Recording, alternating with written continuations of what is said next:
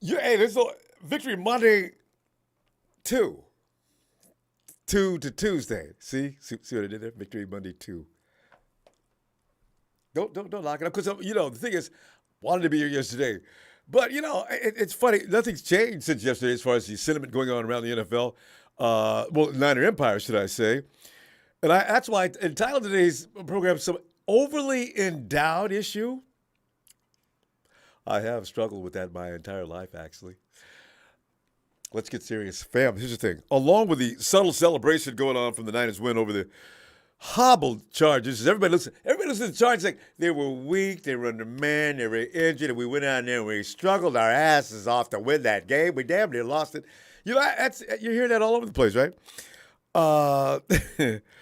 Because we're not grateful people. We like to just, if we're not winning and winning big, something's wrong. Jimmy G was quoted saying that the team leaned on the maturity of the veteran talents to make plays coming down the stretch to finally put that game away.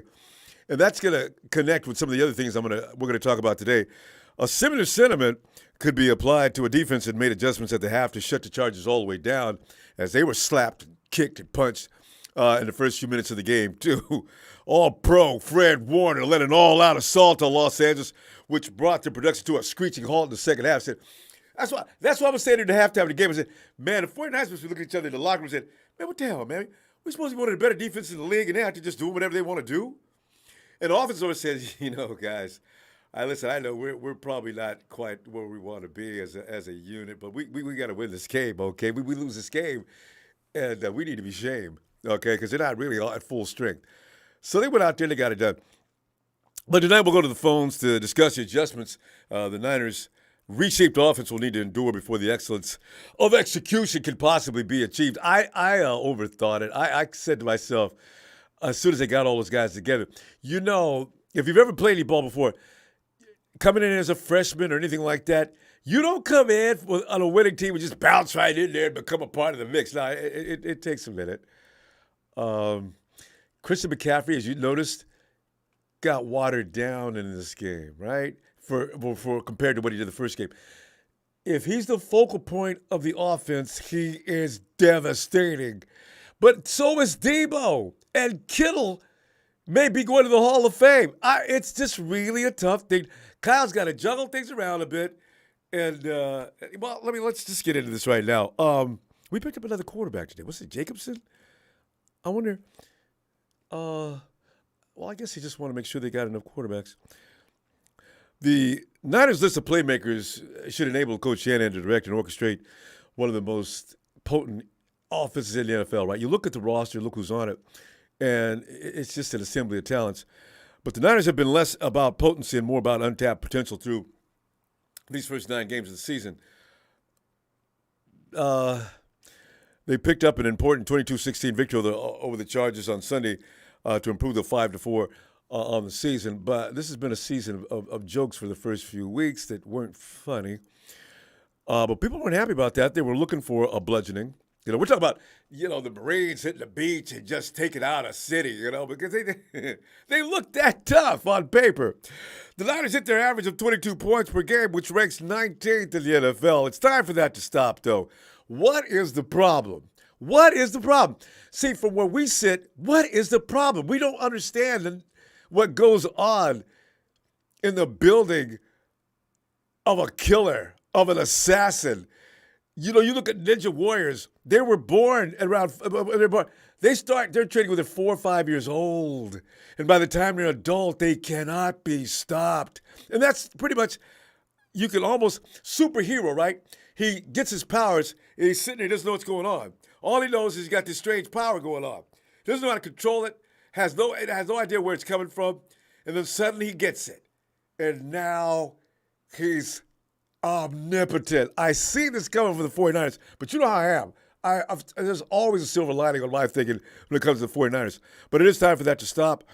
That is simply not good enough for a team that features running backs Christian McCaffrey, Elijah Mitchell, wide receivers Deebo Samuel, and Brandon Ayuk, and tight end George Kittle. Jesus Christ, that's a lot of firepower. Right? That's why we're getting all pissed off. Coach Shanahan said this about this matter on a conference call on Monday with Bay Area reporters, quote, We're never just stagnant and struggling to move it. But we definitely want to reach our potential, and we've had a number of the games where we left a number of points on the board. You did that last Sunday, Kyle. By my estimation, you left about 21 points out on the beach. What happened to Marines hit? You guys got hit back. And then they started talking about how the defense of the Chargers, that's what they do. They drag you down. They make you play. They play slow, and they just make you do that on defensively with a lot of – their defense is not bad even now. Their offense is lacking, but the defense is still not bad. Even though they've lost some people, they still have a scheme that works really well. True, Coach, very true. I'll go for that. But, fam, the Niners rank 16th in the NFL with a rate of scoring touchdowns on 54.8% of their possessions inside the 20-yard line. A year ago, the Niners were 4th in the NFL with a touchdown on 64.4% of their red zone possessions. That's nice. That's actually good. Not great, but good. Sunday, the Niners got inside the Chargers' 10-yard line 5 times and came away with only 2 touchdowns. Robbie Gould was overworking again, and then he missed one. That report needs to stop coming up every Monday morning, though, doesn't it? It really does. At this point, come on, guys. Kyle, if you know what, if you want to let Christian just kick a back seat for a few minutes and do what you do with the other guys, then that's okay. That report has to stop. And what did Coach Shanahan say about this? Quote, so if we scored touchdowns on those other 3, we would have been clicking huge. True. We would have had 30 points and things are going pretty good, unquote. You know, the only thing that worries you about his tone in this, does it sound like Coach Shanahan is kind of satisfied? He can't do that, fam. Right? He cannot. Kyle, you should show a little frustration when you're up at the booth. Just don't look like, well, we did this, and this, and I feel pretty good. No, don't do that. Don't do that, Coach. Hopefully, being the indignant individual that he is, I'm thinking that's why Kyle said that publicly. You know how he is. Kyle has never told anybody I was wrong. Well, I'll take that back. There's been a couple of times when he made it seem like he may have made a mistake. He's thinking, I may have, but he doesn't definitely just agree. But again, same story as what has become usual, which is tearing it up between the 20s. You can't keep tearing up between the 20-yard lines. What got you down the field that fast? Why can't it take? Coach Shanahan cited a different reason for each of the 3 times the 49ers were kept out of the end zone on Sunday, including Ayuk's drop pass of a would-be touchdown. Yeah, Fly Guy, that was not behind him. He was sitting on his knees and hit him in the chest. I can't give him an excuse for that. That was one of the easiest catches he's going to get. And it was safe. He's on the ground. They can't spear him. He needs to make that play.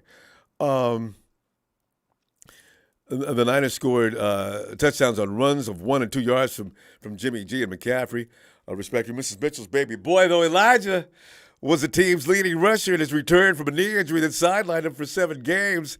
And Elijah had 18 carries for 89 yards. I wish Kyle would have gave him a couple more times just so he get that round number of a century. CMC in his 3rd game with the team had 38 yards and a touchdown on 14 rushing attempts to go along with 4 receptions for 39 yards. That's the guy we've been looking for a long time. He's as lethal catching the ball as he is running it. Shanahan said this about that, too. I'm really excited about having Christian here, but it's not changing up a ton of stuff. Wait. Unquote. Seriously? Again, I hope Kyle is just saying that just to throw some more red meat out there. Kyle, what are you talking about? Because if bringing CMC over just to blend in with whatever you're doing, if it doesn't change the diversity of what you're doing, what'd you bring him over for? You could have kept Jeffrey Wilson in that case. By the way, he's over in Miami. Segued seamlessly over there and commenced to kicking ass as soon as he put that Dolphin uniform on. Kyle? What are you talking about? It doesn't change stuff. Coach went on to say, we do what we do, and I thought our guys did it at a pretty high level last night. But when you end up scoring only 2 touchdowns when you're inside the 10 5 times, it's tough to get more than 30 points, unquote.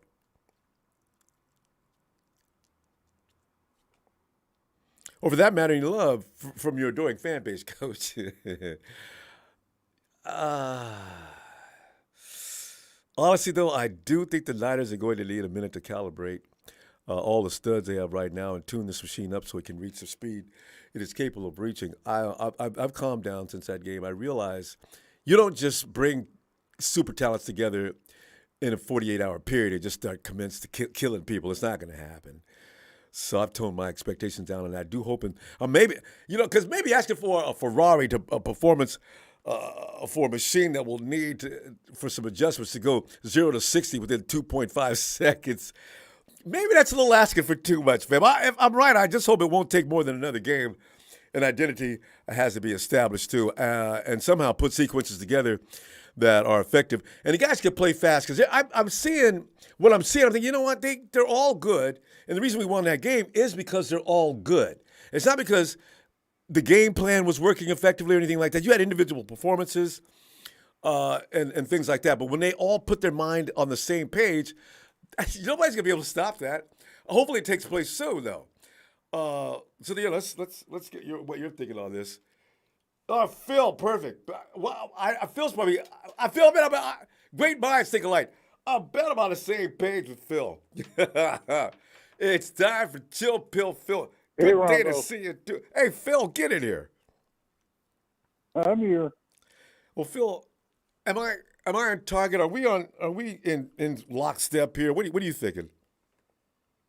Well, I watched the game tape, and everybody missed blocks here and there that would have broken runs, but Kyle in the red zone needs to get more creative.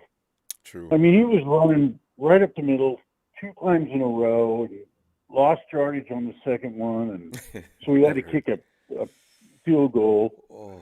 I mean, we didn't play action pass very much at all.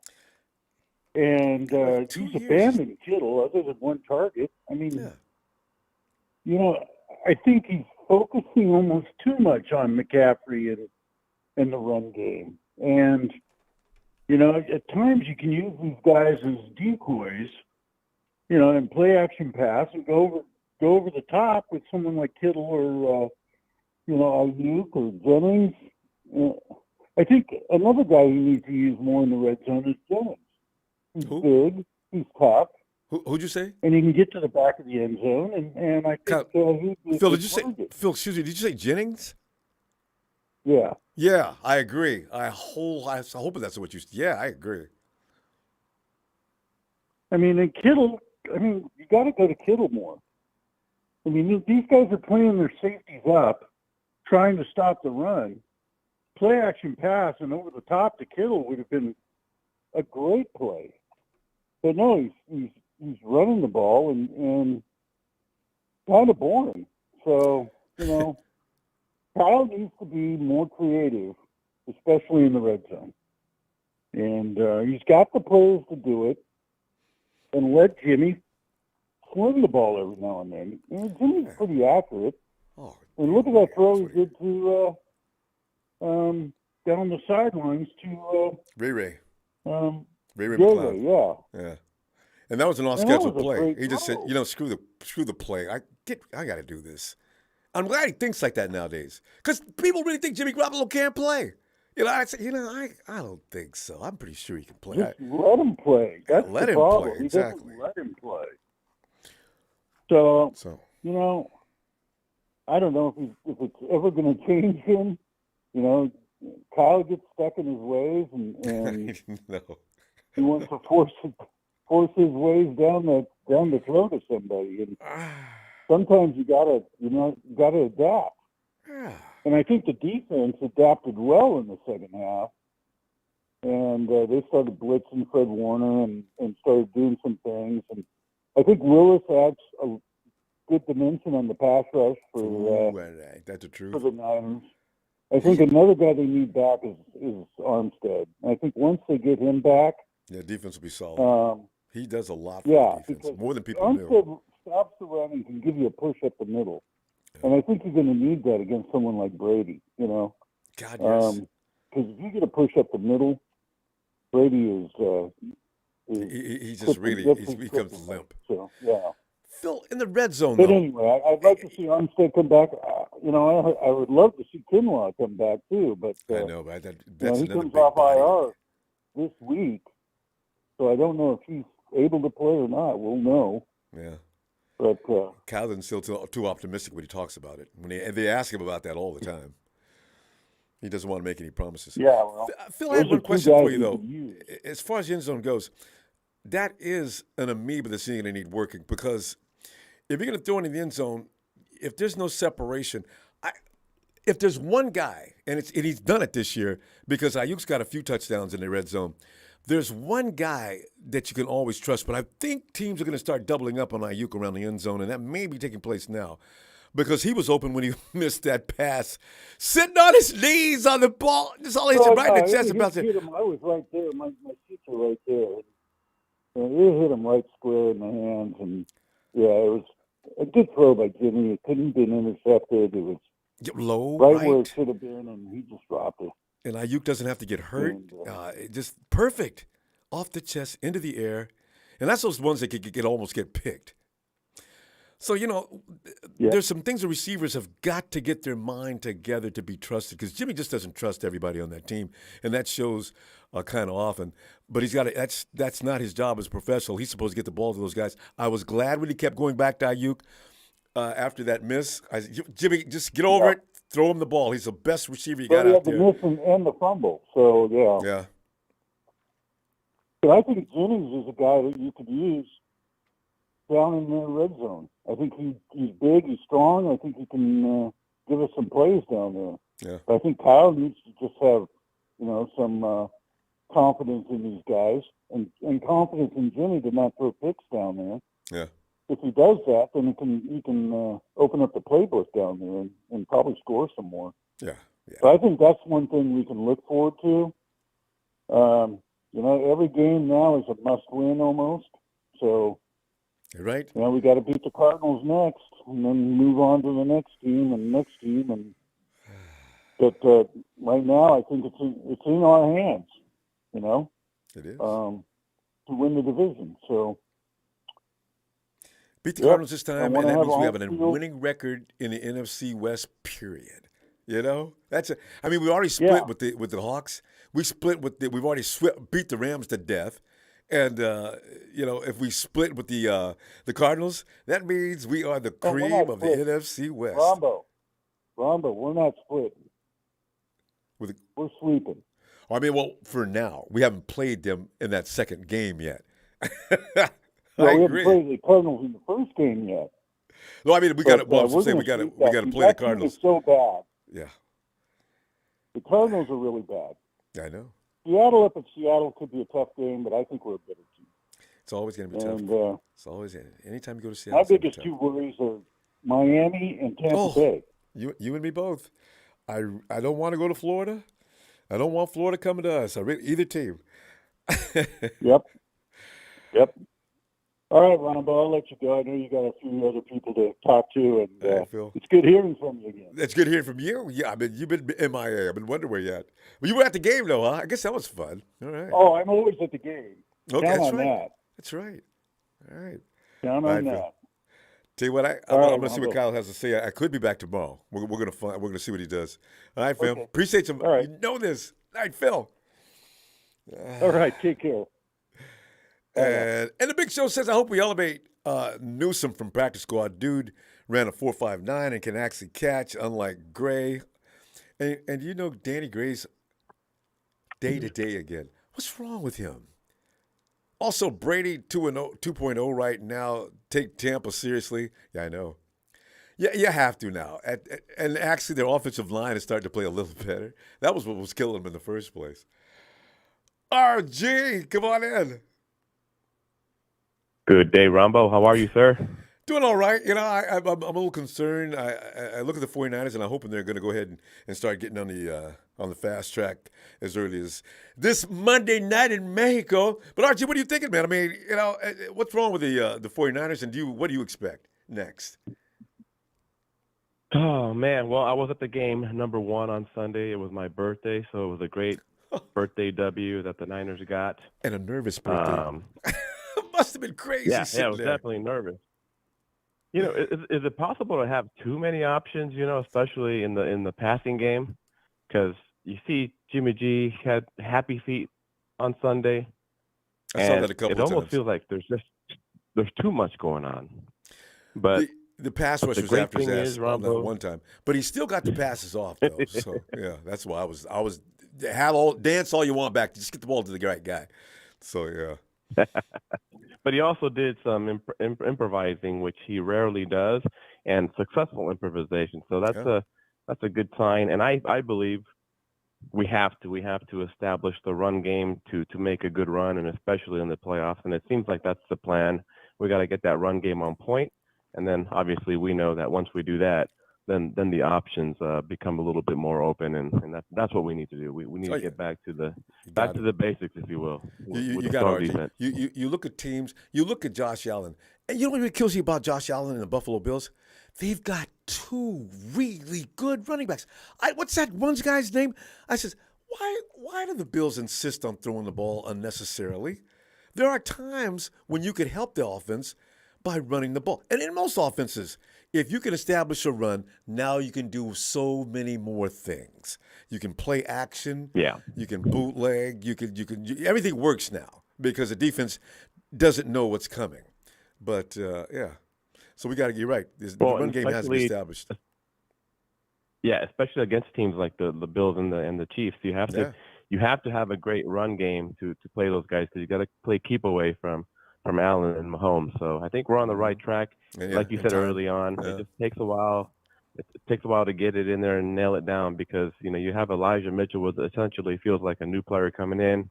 You got I know. McCaffrey, who is a new player coming in, Yeah. and yeah, it's going to take a while, man. But when we get it, and as long as everybody's healthy, it's going to be pretty insane and stops hard to beat. Tell you, man, because Elijah Mitchell is the real. I mean, he is really. Guy's been out for how long? With what kind of injury? Does it look like he left at Yeah, all? He's not hurt no, either. he Thanks for came back. Buckeye Singletary. He looked great. Yeah, that running back they got in Yeah, Buffalo, Singletary. My God, he's good.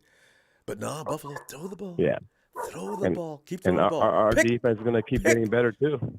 Yeah. So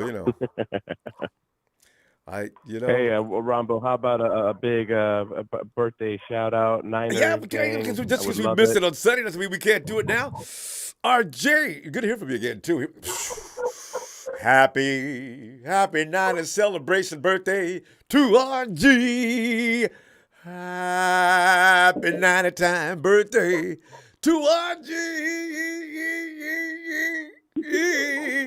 Happy 90.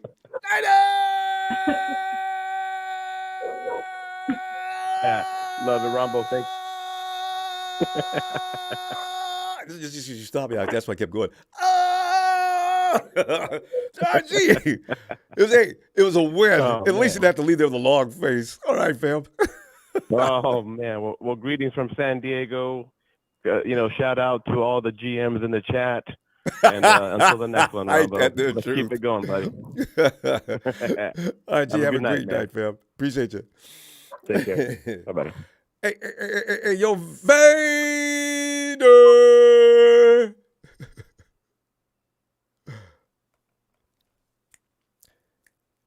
Vader, it's time. It's time. Vader, it's too early to have nodded off. Get in here, man. We'll come back to Vader. He may have some problems. Hey, Oh, there what's he is. going on, Ronbo?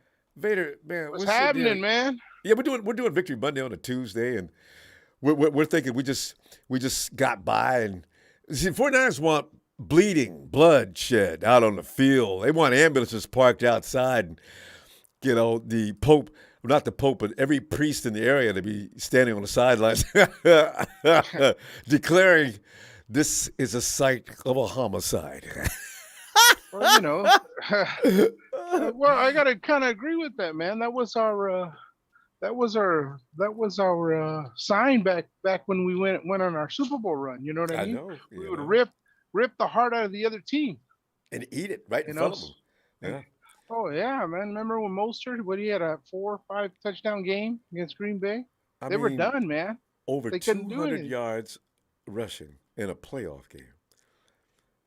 Yeah. That's just insane. Oh, Green it's Bay hadn't crazy, gotten over that man. yet. No, sir. Oh, you can tell. Look at that, man. They're struggling. They're struggling like other teams, like the Raiders, stuff like that. But I'm glad you mentioned that. I've been talking to family members, and they won't answer my phone. I know y'all watching. Nope. Y'all know the Raiders sorry. That is a sorry-ass team. Boy, that is sorry. Yeah, I said it.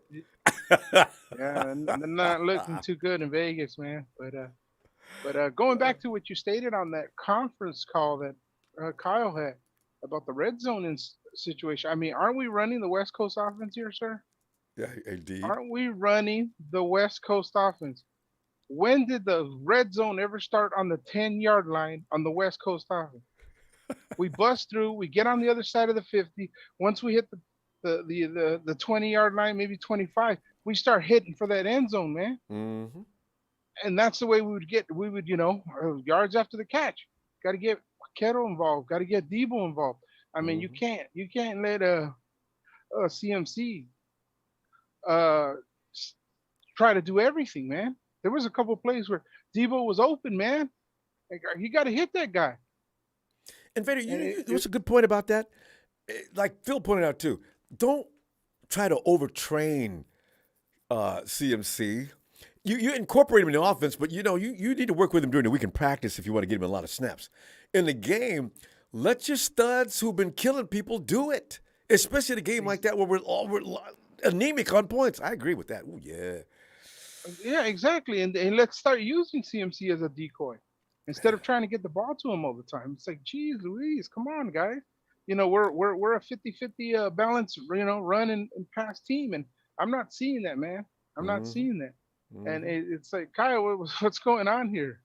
We got to run trick plays just to get in the end zone. We shouldn't have to do that with the talent we have on the offensive line. I understand that we got a little problem on the right side there on tackle, but I think McGlinchey's hurting, man. No, McGlinchey wasn't too bad, and you know what? He wasn't too bad, but there's just plays that he misses, and it's like, come on, guy, you've been here for so long, you got to understand what's going on here, man. And did you notice Burford has made Brunskill pretty much just take a break? Yeah, exactly. Burford's a bad boy. He's going to be good. Very good. Very, very good. And then on the defense side of the ball, are we looking at getting another corner here? Coming down to the pipe? I mean, I haven't heard anything. Nah, it's too late now. The trade deadline, and there's nobody out there now, Vader. Is there anybody out there? I know we picked up a quarterback because of the little mishap that San Diego had where they only showed up with 2 quarterbacks. So I think they're going to make that kind of a league standard, maybe have 3. I don't know. Yeah, because you never know.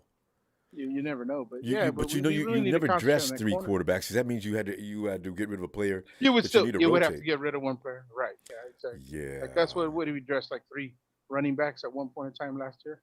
Yeah, but, I still want 3. Yeah. I want TDP in there for his bulk, because you know what?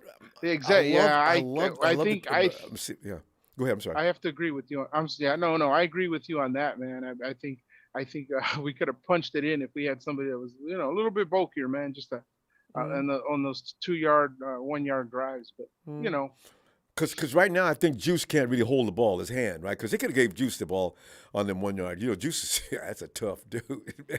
He would definitely cave in. Or at least give the ball to Debo. He'll make something happen, man. True. Especially when he's 1-on-1. But on the defense, one-on-one, forget about it. The dude's gonna lose. Forget about whoever's out there. I don't care who it could be. Derwin James, anybody else. 1-on-1 with Debo, you can't win that fight. No. Oh yeah, and then on the defense side of the ball, you know what I miss, Ronbo? Where's Cowboy, man? We need a Cowboy player. We had Buckner and we gave him up. It's just very difficult on defense. I need that one dude that could take 2 guys on, man, and let Boza run through or E-bomb run through, man. Or even Jackson. I miss those days, man. Yeah, big old man like Cowboy, he would jump up, knock the ball down. It's like, oh my God, he's gonna get the ball off, and everybody would be scared. And the next thing you know, you see this paw just come through the air. Boom, knock down the ball. You talk about that epic play when he drug that Saints offensive lineman, took him, carried him back to Drew, and then took Drew down and throwed him in the trash. Yeah. Now, do we see That's that maybe in epic. Kinlaw? Do you see that in Armstead? I don't see it, brother. Maybe I'm missing it, but They, I'm you, not seeing that. you ain't missing nothing. That's exactly what's happening. They just can't do it. There's nobody like the Cowboy. That's a half man, half beast. Well, You know, that's Buck at least he took two. He would take two players on, man, and that's what made yeah. Armstead look really good. You know, actually, Kinlaw was getting double teamed there for a while, but Kinlaw can be double teamed and it works. Whereas Buckner, it didn't always work, and with Cowboy, it rarely worked. You know, so that's the degree of Right. difference in all three of those Eh, guys. Exactly. But yeah, man. I'm looking forward to playing in Mexico City, and Well, that's gonna be hot, ain't it? it'd be outside, it'd be on grass, so we don't have to worry about that turf situation. Yeah, And I'm and the just guys are praying, working man. out. We don't get any players hurt, man. The rest of I know. this The end guys of are the working out in season. Nevada right now too for the altitude adjustment too, which is good. Right. Or the Yeah, I good heard. journey Yeah, too. they flew out to Colorado.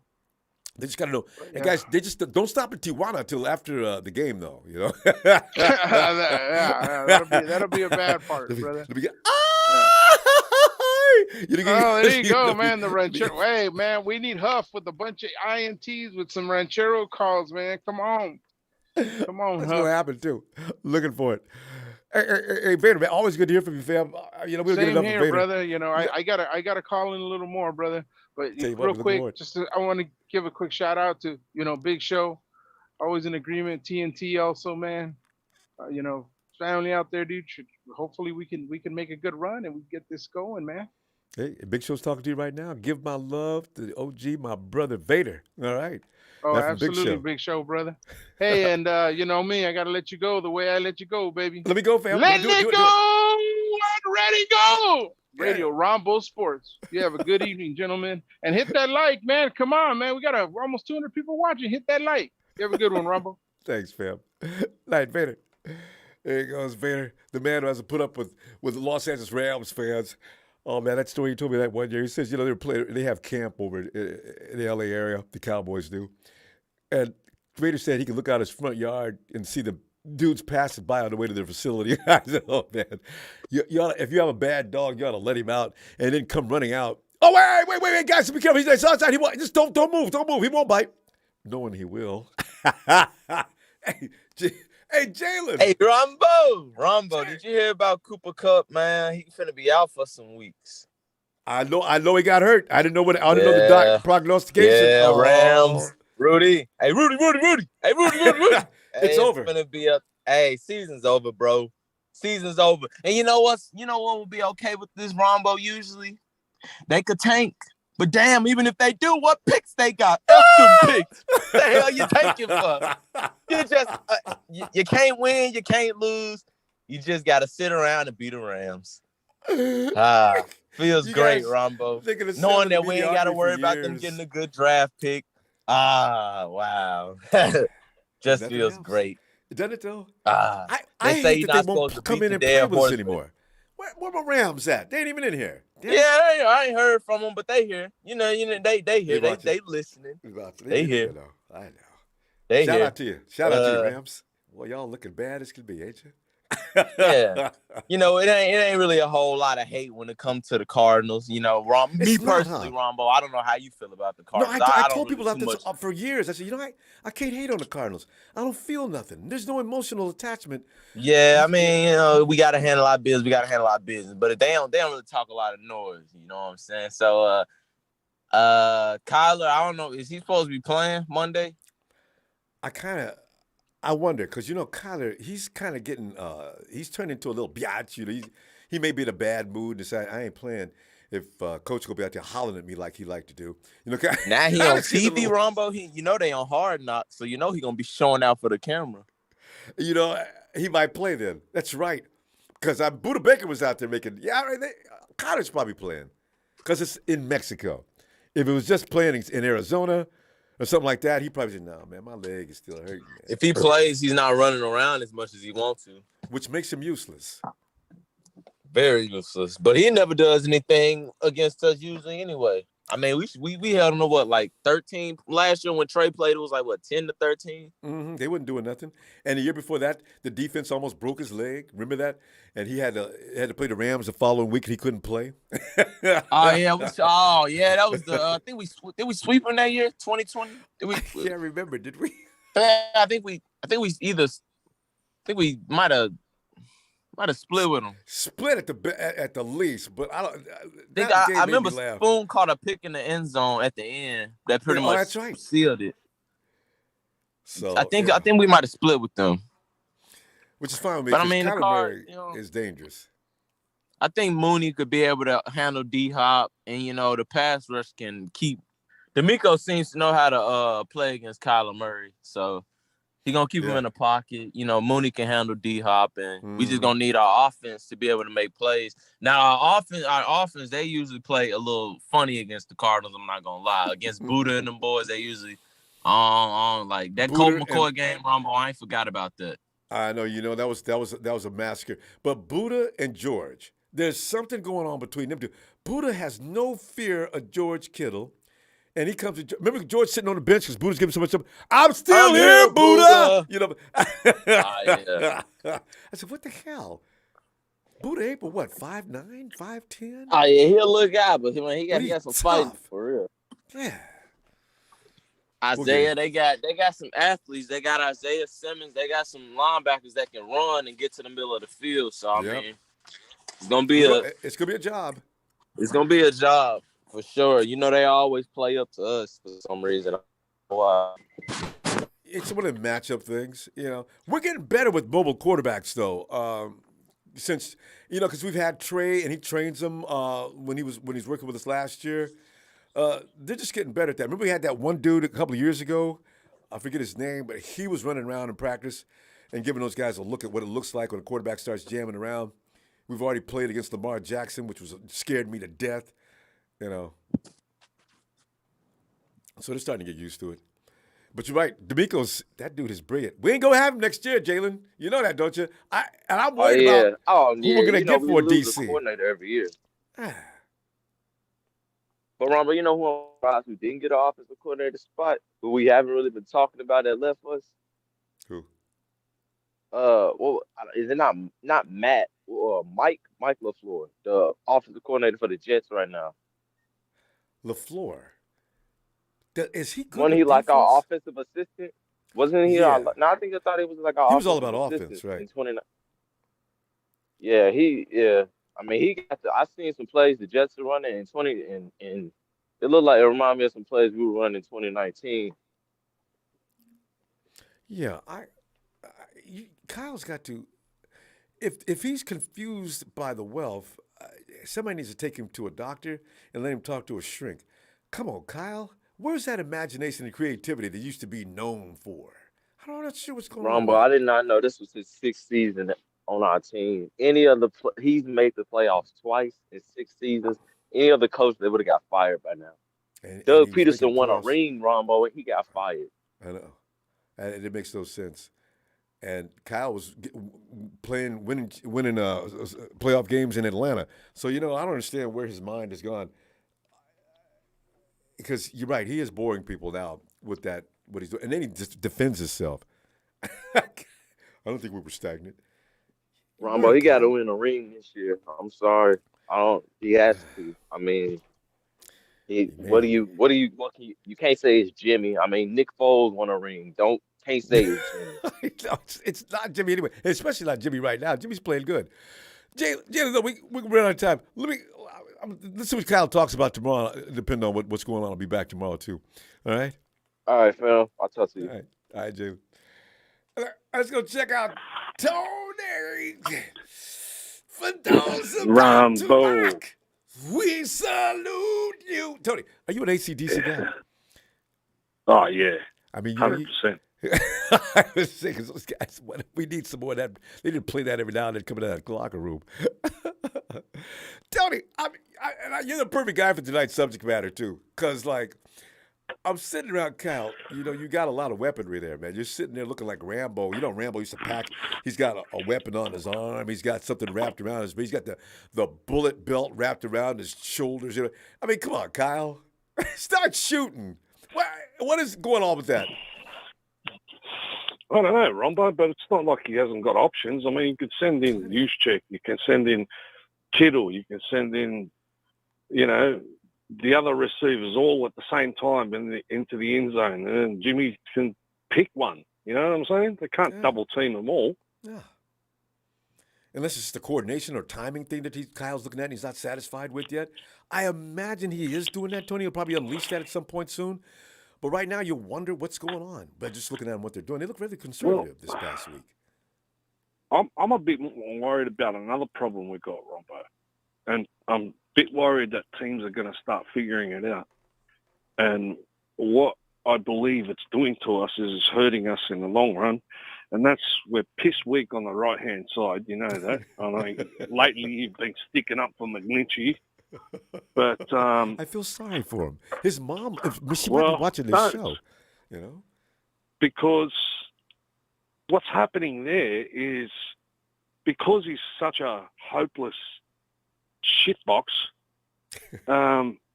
Kittle and Juszczyk have to stay there to help him out, so the quarterback's got enough time.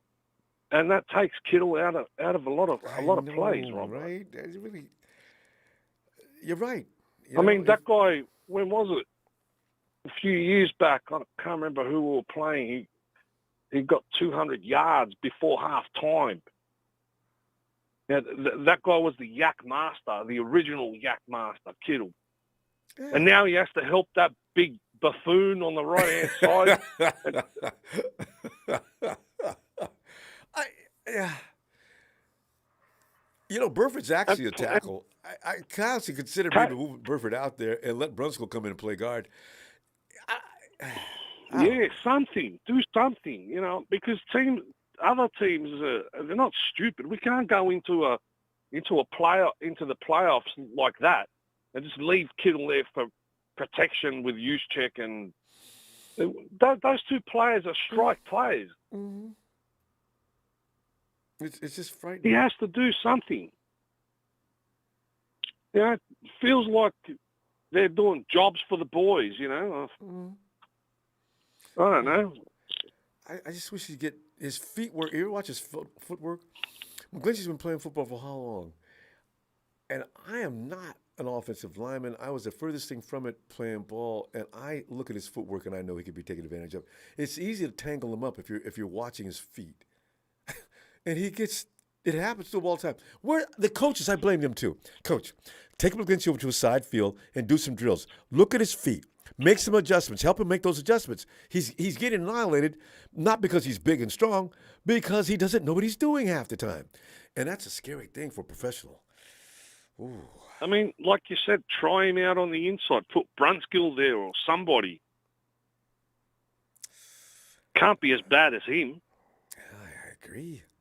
Like I said, other teams are going to exploit it. Sooner or later, they're going to work it out. And they're just going to start bombarding it. Look, every time we throw a screen, Ronbo, what side of the field is it on? It's on the left-hand side. Yeah, where it's safe.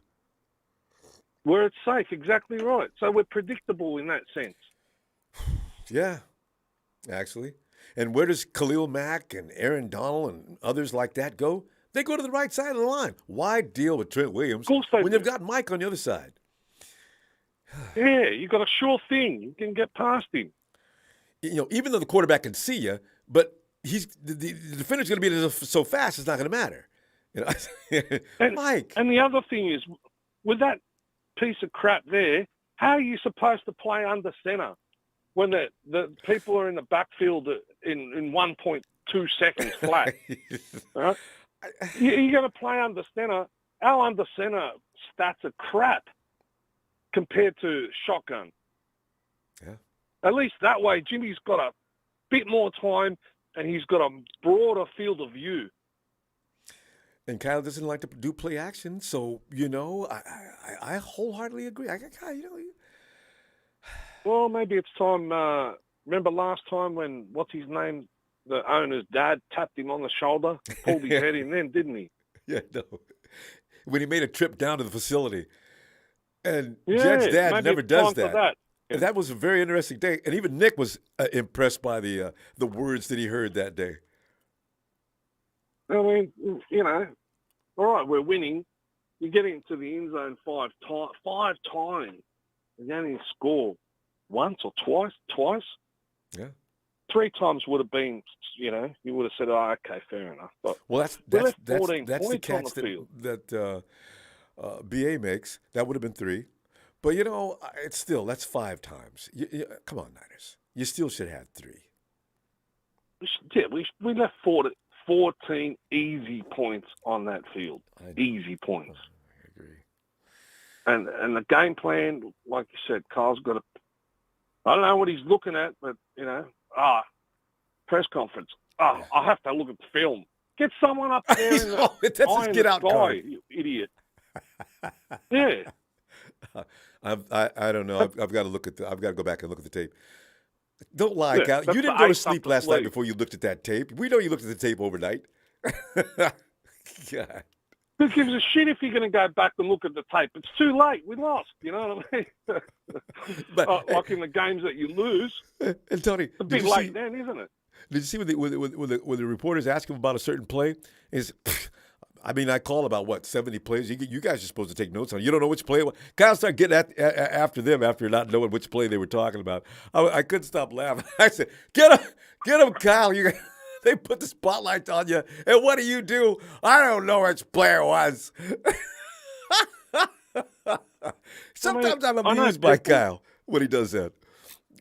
I know people don't like Jimmy, but Jimmy kept us in that game. He made some big boy throws in that game. Yeah, that play to George Kittle, I can't get over that. Yeah, he threaded the needle with that one. Unbelievable shot. And then that Ray shot off schedule. That's good. I'm glad Finally caught one. Ray. Yeah, no. Clapping like a seal. We got to go. Let's see what Kyle's talking about tomorrow. If he gives you some subject matter, we're going to get in here tomorrow. Otherwise, I'll see you Friday. All right, brother. Raheem Mostert and what's his name? Jeffrey Wilson over there tearing ass. I know. They're in my nightmares. I know. All right. Shout out to everybody. Oh, God, we're going to see them soon. All right, fam. Yeah. See you in the next chapter. Looking forward to it. Cheers, mate. Cheers, Tony. Hey, Brian.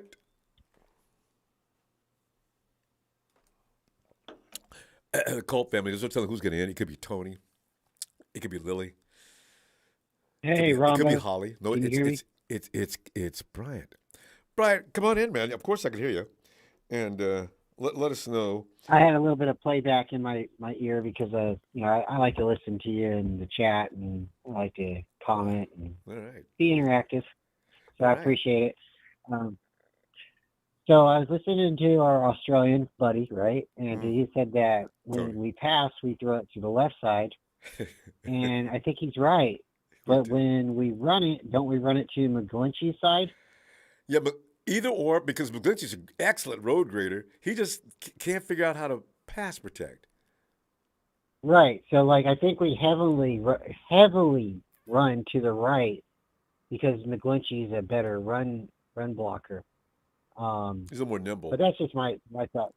Man, so you're right. You got to give Mike some credit year. on something. Exactly. There's no problem with that.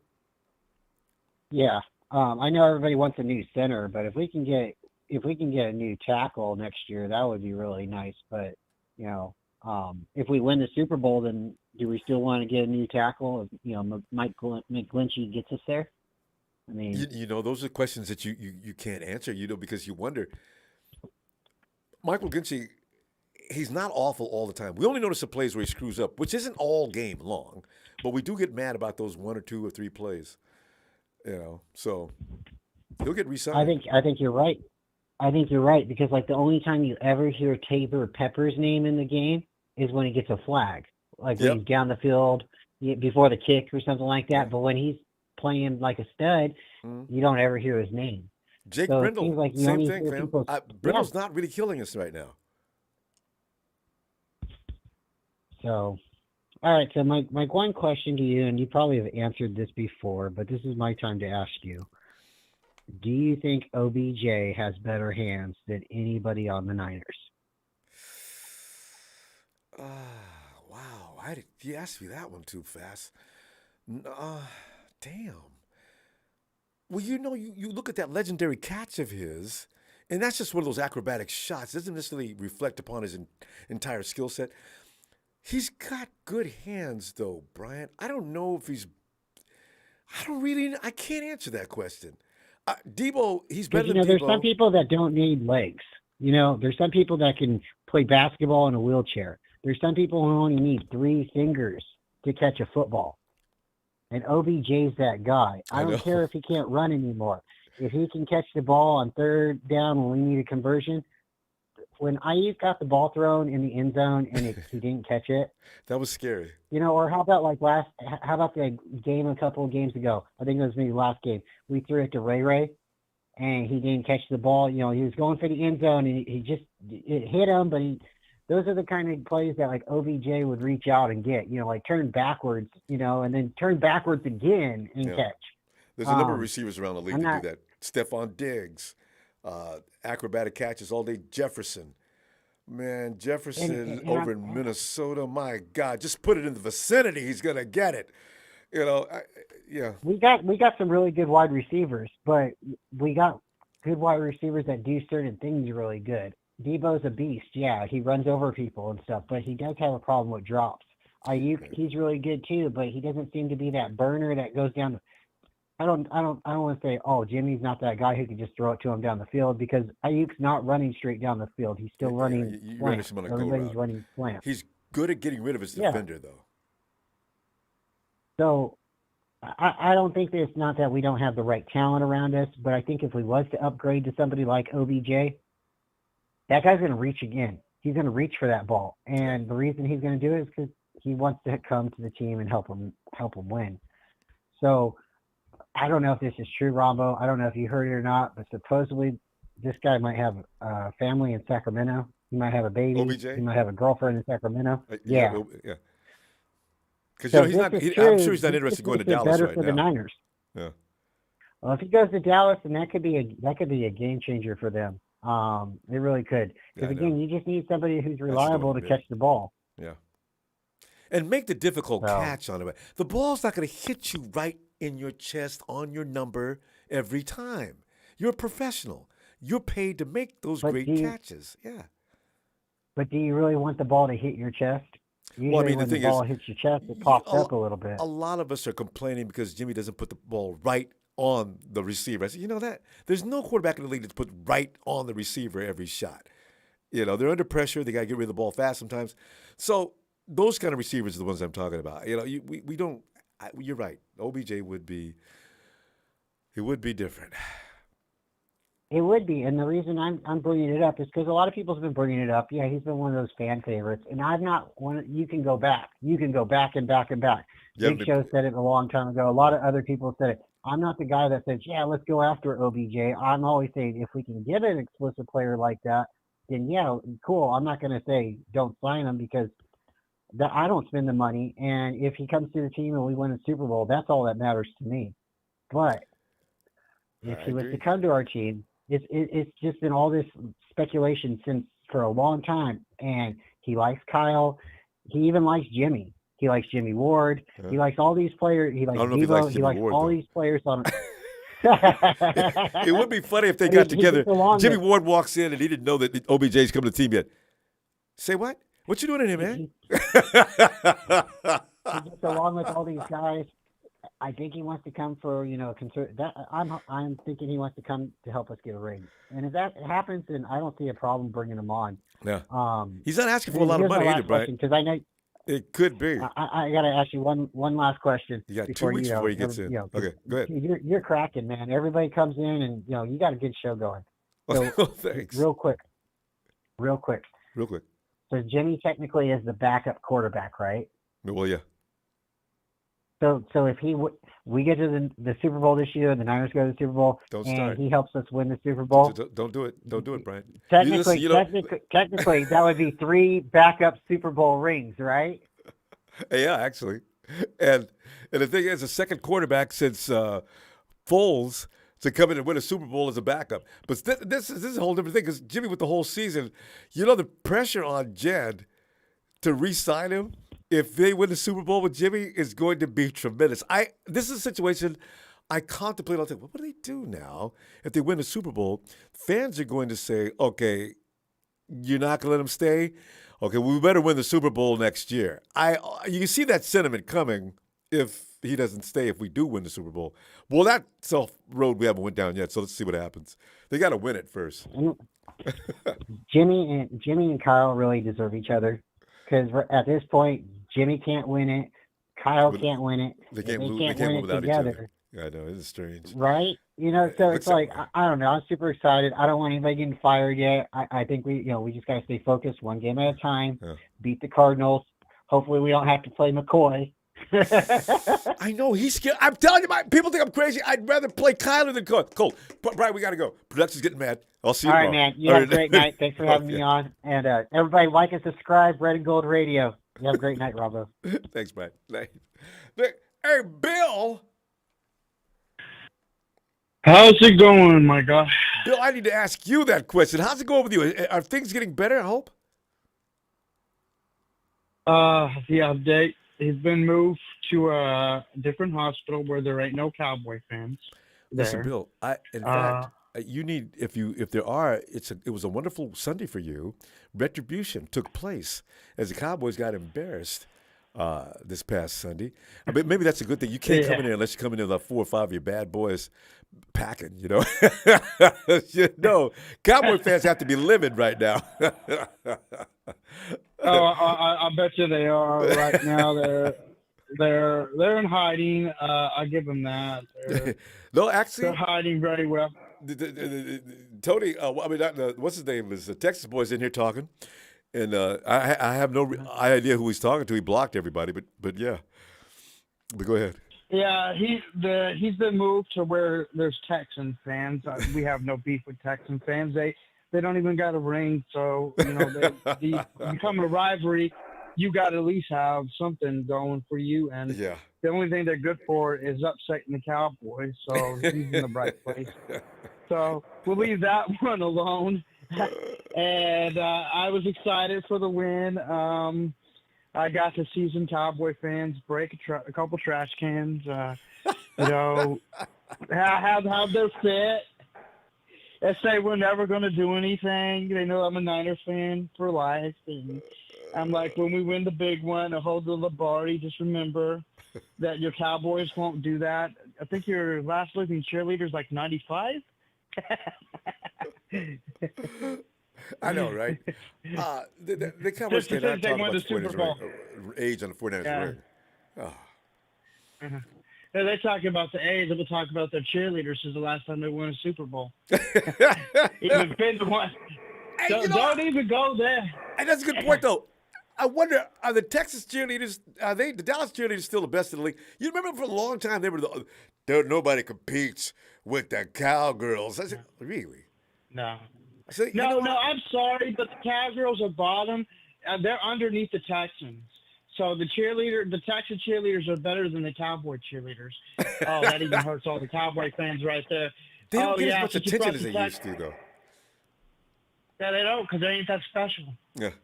Because everybody's got a gorgeous team now. I mean, Niners team, what a gold rush. It's slick.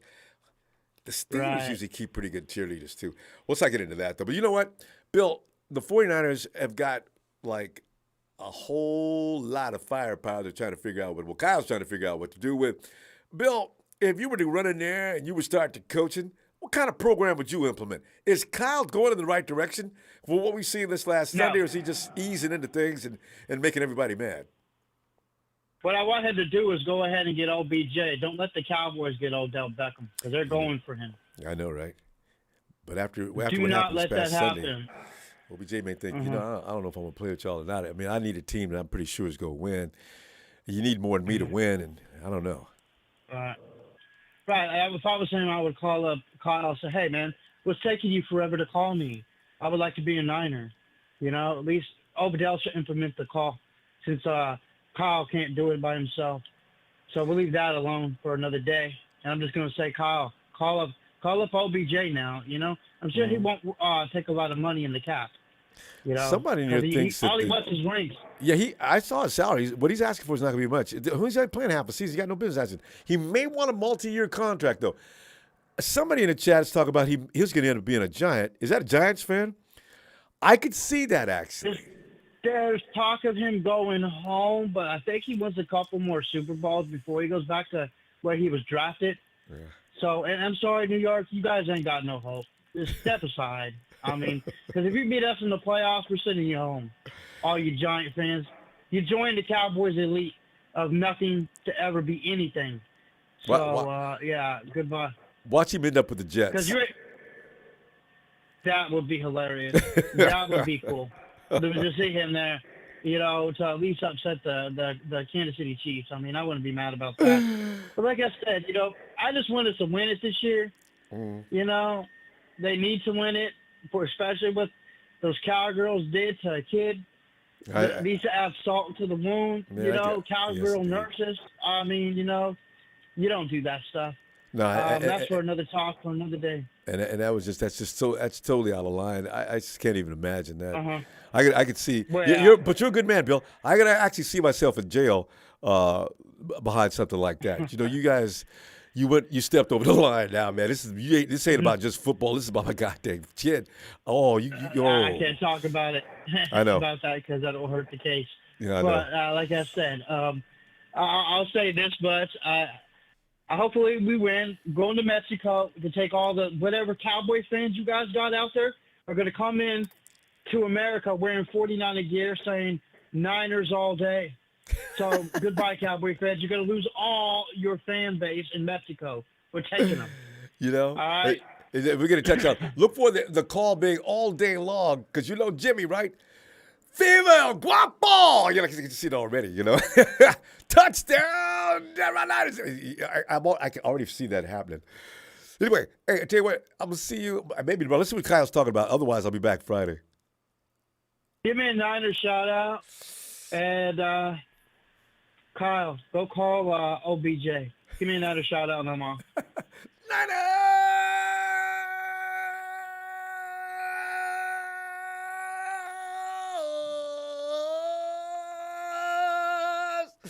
Bill, hang in there, babe. I'll see you about tomorrow.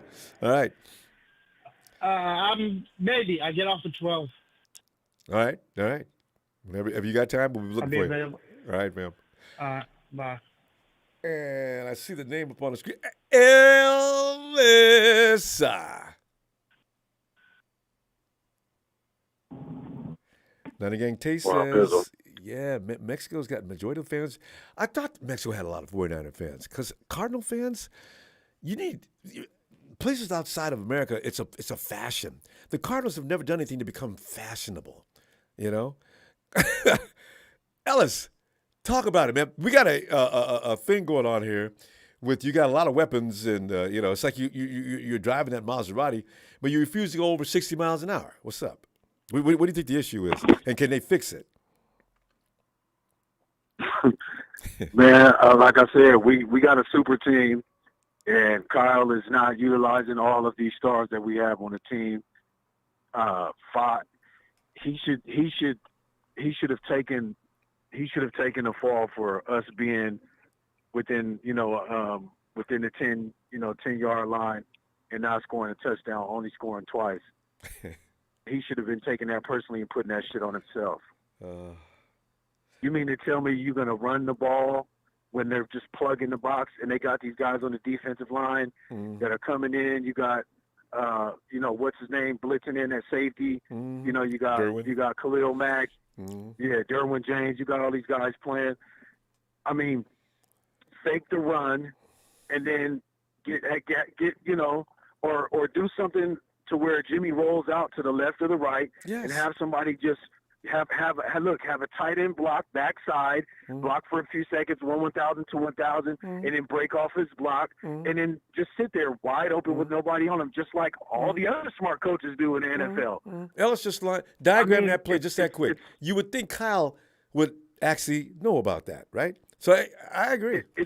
He should be drooling at the fact that he's so close to the end zone. He's like, God, what play am I gonna fucking use? Because I got so much that I can do right now, and I'm just gonna. But instead, he makes it hard on himself. We're gonna run it. Run it We're right run up it the in. gut. There's 8 in the box, or there's 7, 8, 9 in the box.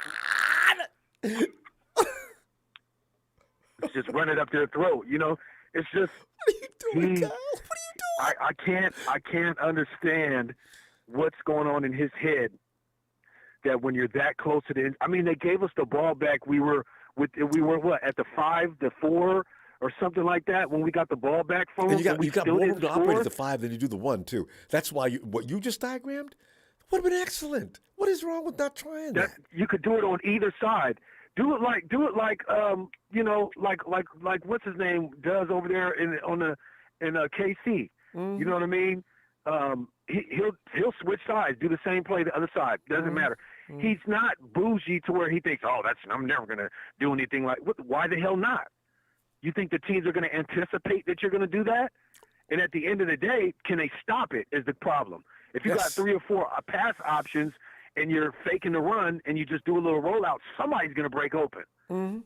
I mean, or the middle's going to be left wide open, which often happens with your tight end like George standing right there. Yeah, come on, Kyle. This is ABC. You can have a running back fake the running back up in the middle, and have the back just squeeze through the pile and just sit right there with his hands up. You could just dump it to him. I mean, it happens. You watch so many teams do it. You're like, God, why did that look so easy? Because it is. You just like you just diagram. You stretch the coverage. Okay, you break up that block instead of that human block in that mass of humanity piling up in the middle. You spread that stuff out, Kyle. We know that, and we're not qualified for your job. Jesus, man, I don't understand because we should have been scoring way more points than that. Teams aren't going to be in fear. They're in fear of our defense. They know that we come, but nobody's scared of our offense. Yeah, we don't scare anybody. We don't. They got all these damn players. They're like, so what? Who cares? Yeah, they got Debo. They don't know what to do with it. They got Brandon Ayuk. They got George Kittle. They got this guy. They got that guy. Debo. They got 5, 6, 7, 8 guys on the offense for Kyle when he uses 2. So we're not really moved by it. You know, like and Jimmy points out, it's not as easy as what we're saying. What he said, there's other options, is what Ellis is saying. Don't sit there and do the things that we see coming a mile away. That's the thing. Well, if listen, anybody that's defending Kyle and making it seem like it's excusable to not put the fucking ball in the end zone probably never played football, and they probably were A1 at tennis, and that's why you shouldn't be in conversations like these. You know, I can say about tennis. A man's sport. I tried to play tennis. So, I couldn't play. I want to hit the ball hard. And there's nothing wrong with that. But if that's what you do, then don't talk about football because we're talking about man shit. That's like having a basketball and not being able to go to the cup and make a layup. Yeah. I mean, it's simple stuff. Go to the cup. Take it, have confidence, grow some cojones, and punch the ball in. Yeah. There's so much trickery and stuff that he can do, but it's like he's running the ball still. Why are you running the ball, Kyle? We're getting stuffed. Why? I don't understand. Fake the run. 1,000, 2,000, get 2 tight ends, or dual tight ends on one side, run the opposite way, both tight ends, let one stay there to block and the other one go out for a pass. Or let them both go out for a pass after a few seconds. They're doing that in Miami. And look, the Eagles finally lost. Yeah. The Eagles finally lost, Ronbo. Yeah. How you feel about that? I feel delighted. I said to myself, the Eagles ain't as badass as Ellis, I thought. He relies on his defense too much. That's why Shanahan is not going to change. Yeah. What we want is not going to happen. You mean, hold on a second. No, I agree. I agree, and that angers me too because you can't always put that on him because then he has an scapegoat to try and blame it on the defense. Well, I thought the defense I put it in the defense hands and just came up a little short there. No, Kyle. Else is doing it, Kyle. No, Kyle. Guy's good at you're the genius. All right, act like it. Okay. They better get it in gear. Shout out to Emilio. That's a fact. Yeah. But yeah, Ronbo. Lastly, man, we got Jacob Eason and we got Daz Newsome. Daz Newsome played for North Carolina with not Daz. Was it? Yeah, Daz Newsome. He played with De'Ami Brown. Is a pretty good wide receiver, but he's pretty fast. He played on the Bears for a little bit, and I guess he was on the Chiefs. I don't know. I didn't know he went to the Chiefs that quick and got cut. He had some little injury problems, but he's short and quick. kind of like a Ray McLeod ish, but maybe a little bit faster than him. I think he is quicker than him. So we'll see what happens. We'll see what happens if Kyle decides to use him. All right. Decent player. I'll tell you what, All right. I might be sir. back tomorrow depending on what happens, and otherwise for sure on Friday. All right, fam. Looking That's for a you bet. shortly. That's a bet. Yeah. Appreciate you, Ellis. Thank Shout out you, to that- family, to for that the squad. platform. Yeah. Thanks, fam. Thank you, family. Shout out to the Niner faithful, y'all. Let's pray, man. Let's pray that Kyle can,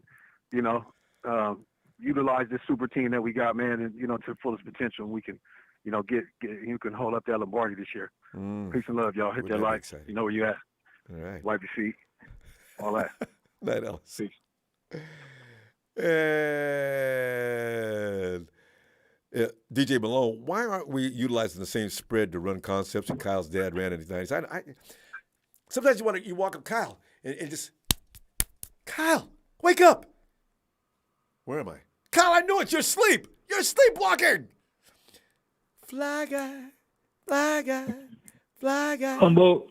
Fly guy. Fly guy, this is your subject matter. This kind of stuff, Fly Guy just goes buck wild. When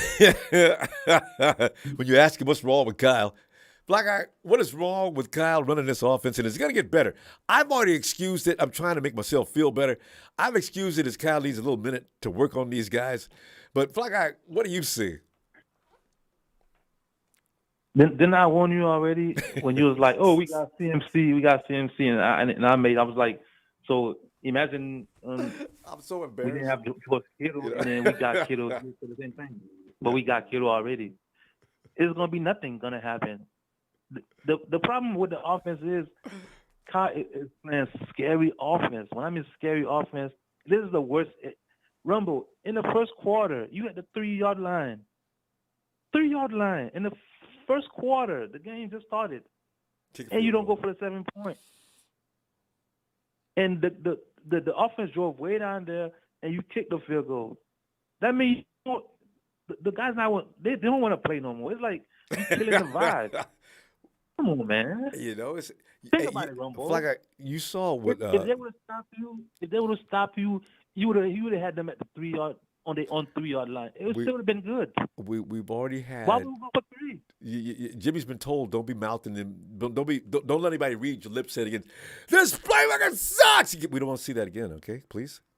So you saw what happened with Aaron, and Matt LaFleur is a disciple of Kyle, right? You see, Aaron Rodgers went over there and chewed him out in front of everybody about his play call. There's something about coaches that refuse to yield to good sense because they've got it made up in their mind that this should be effective if you guys execute it properly. Well, Kyle obviously needs a tweaking. So I don't know what to tell you about. I don't know what Kyle's doing. Here's another reason why the offense is not working is because Todd running the ball, killing the clock. He running the ball, killing the clock. He running the ball, killing the clock. He running, short pass, running the ball, kill the clock. And then you kick a field goal. So before you already know it, we killed 2 quarters and we don't have 3 points. Because if it ain't 7 and you're killing the clock, what was the point? I agree with that. You never touched it. We're not getting enough possession. We're not being aggressive. Because you run the clock out, but you don't score. You run the clock out, and then you have 3 at the halftime. Kittle got 1 touch. Debo probably got 3 touch. Nobody's getting the ball anyway. You got to be aggressive. When you get the ball, you got to go to your playmakers. Kittle in the middle. Debo. While they watching Debo, him McCaffrey. Like, you got to be aggressive. Share the ball. Don't be scared. Run it, and then trying to get it on 3rd down. Tip ball, you punt it. Before you know it, we already at halftime. There's no points on the board. It's like, what kind of offense is that? I know. Can you imagine McDaniel having McCaffrey right now? Oh, man, that will go crazy. Whoa. Yeah, because he's got more nerve than Kyle, for sure. And that's why some of the things we were doing last year and the year before, and when it was Mike McDaniel's thinking. McDaniel with McCaffrey, that's a Super Bowl team right there. He's got a Super Bowl. He's got 1 now. He don't even need McCaffrey. Yeah. That boy, they're kicking booty. And all of a sudden, the quarterback, 40 points. the boy is Every almost game. perfect every week now. Every game, 40 points. Every game, 40 points. Dolphins ain't playing right. That's why I've been told you that. I knew they were going to be dangerous. How the hell we how the hell we let Winston walk for nothing? Most of walk for nothing. Like, well, his contract come on, expired. You know, I mean, you could sign it, but the NFL doesn't do sign and trade very much. Man, it don't make no sense, man. Like, nah, Kyle, that offense. I used to like Kyle Shanahan because he was young. I'm like, we got a young coach who went to the Super Bowl. I used to like him like a little bit, like, okay. But now it's like he was a little more I don't aggressive. even watch his interviews no more. I don't watch his interviews. In a couple of months, you got to watch his interviews, though. The media puts him on the spot, and he can be kind of funny sometimes. His interviews. I don't watch him no more. If I'm lying, I'm flying. For the past couple of months, I have. When I'm scrolling down YouTube, I see Kyle game. I skip it. I pull that guy, Ronbo. For real, I don't have time for that no more. Yeah, I've been told y'all we ain't gonna change with that coach. We're gonna be the same little offense, not putting points on the board, being scared, and then we're gonna get in the playoff. We're gonna get a good team, and it's just gonna be scoring touchdown, and we're gonna be lost. You know, the good thing about it is all those guys on the team now, those are older guys. They're not going to sit and do everything Kyle says. Jimmy's already rebelling. Yeah. So, you know, they may just bust all the way out soon. We'll see. No, but we got to remember. Well, one more thing. Remember, I told y'all 4 weeks ago that Jimmy G was changed. Nobody believed it. Look at it right now. I saw it. I seen it. Nobody seen it. I seen it. All right. Yeah, you know, we'll see what happens next. All right, fam. I'll be looking for you probably Friday, but maybe tomorrow. All right. Night, fam. Yeah. And as we cruise out to the mellow, stress-free islands of Hawaii, it is Tony. Tony, get in here, man. Aloha, Ronbo. Happy Tuesday. Yes, indeed. Tony, how you doing?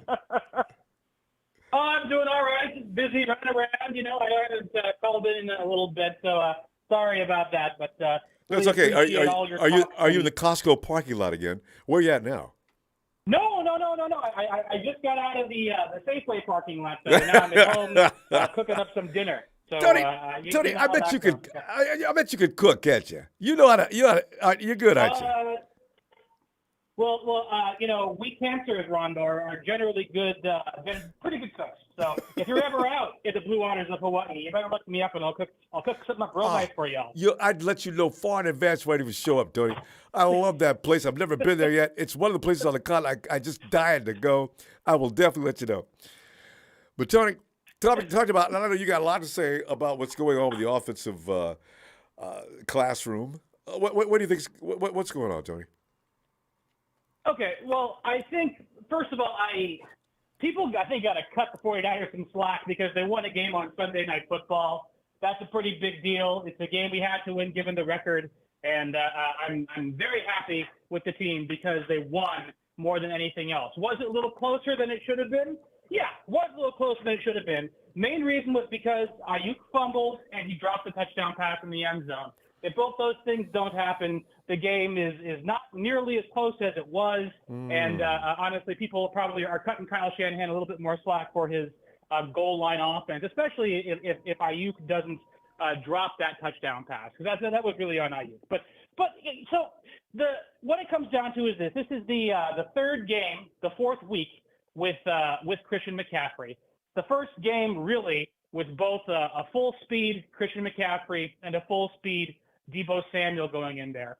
And Kyle hasn't yet figured out how to call plays and sequence plays with two wide backs yet. And so what we did see was we saw Elijah Mitchell go off. We saw, not go off. We saw Elijah Mitchell look like his old self.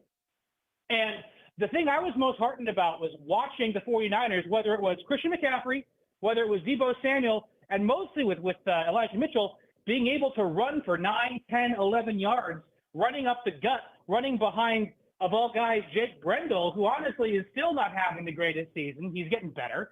But seeing the way that Niners defense was killing them on the interior rush, outside of the red zone gave me a lot of, I felt very encouraged, Ronbo. And I think what's going to end up happening is as the weeks go on, Kyle is going to zero in on the play calling and figure out the best way to utilize all of his weapons.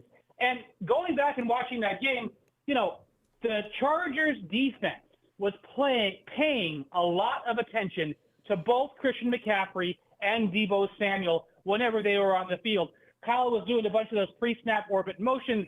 It would spread the defense out, and then what would happen? They would hand it off to the other guy, or they give it to Elijah Mitchell, and he would go for over 4 yards a carry. Which it's football. That's what you want. It's over 4 yards a carry. And at the same time, Jimmy is playing really, really well this season. This is the best Jimmy Garoppolo has looked since 2017. Okay, so all in all, I don't think Kyle has quite figured out yet how to call plays for Christian McCaffrey and Deebo at the same time.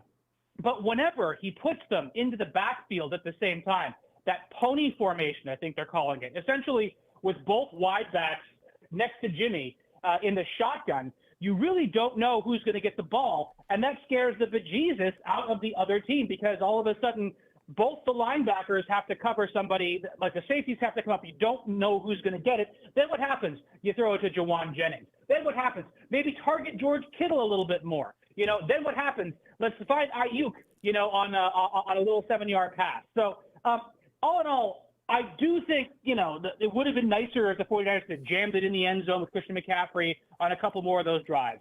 But I am more concerned about playing in altitude than I am about Kyle Shanahan's play calling right now. Okay, and I tell you, they looked pretty solid on offense between the 20s, and I think they're going to get a lot better. Anyway, Rob, what do you think about all that? I'm with you. I mean, everything you said. I'm giving Kyle and the 49ers a break because, as you said, they need some time to incorporate some things and everybody get on the same page. McCaffrey just got here, like you said. And he is a key element of this offense now, and it's gonna take a minute for everybody to get in sync. So I'm gonna be patient. I've said as much as I'm supposed to. I'll be patient. I'll wait. And let's not forget. Now look, Brandon Staley catches a lot of crap because of his analytics-driven focus with the way he does things. Goes forward on 4th down. He's young. He's an easy target, but he knows how to call defenses pretty decently. And even though, I mean, his run defense has been atrocious this year, he still had Khalil Mack and he still had Derwin James. Yeah. So, you know, they were up to things. They were crowding that line, doing kind of some of the same things that Pete Carroll does to our offense. You know, to clog up the outside zone. So what did Shanahan do? He started calling inside zone, going for 10 yards a carry at times. So and it worked. It's going to happen. Like the offense is going to happen. I expect it to start happening within the next 3 weeks, and we're going to see the offense at full speed with Elijah Mitchell, with Christian McCaffrey, with Deebo Samuel, George Kittle, and Brandon Ayuk. That's like a lot of Pro Bowlers, really. They're Pro Bowl too many. At the very least. Right? You can't stop all those guys forever. That's what I'm thinking, too. We're definitely lockstep on that. You know? Yep. Kyle's just got to figure it out. And he just got to figure it out, and I think he will. It's taking him a little bit. And just getting McCaffrey not planned in the middle of the season threw a wrench into things. Similar to how losing Trey in week 2 threw a wrench into things. But every week without Trey, that offense got better, okay?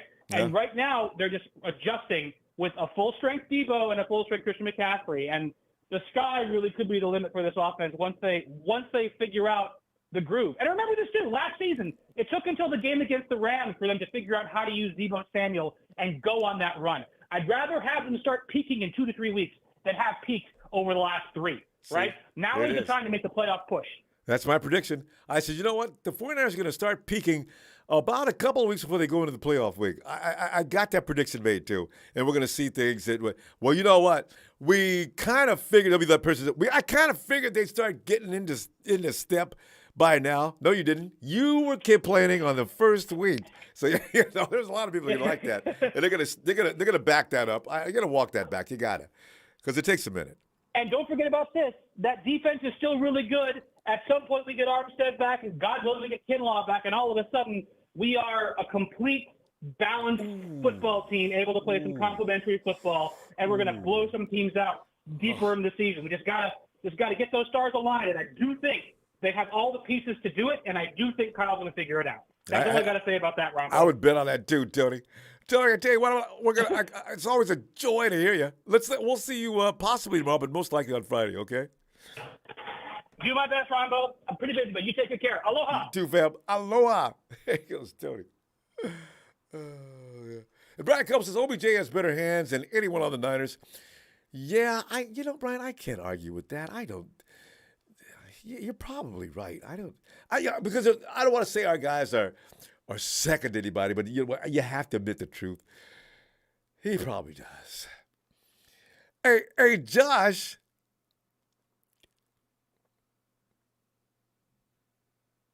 Hey, Ronbo. Josh, as you know, giving everybody a chance tonight to give their 2 cents on the offense, and I'm with the last caller. Actually, I started to show up. I said, I'm going to wait. I don't know. He's got a lot to figure out here. Even though we think it's as easy as 1, 2, 3, it's probably not. So he's got to. But Josh, where are you at on this?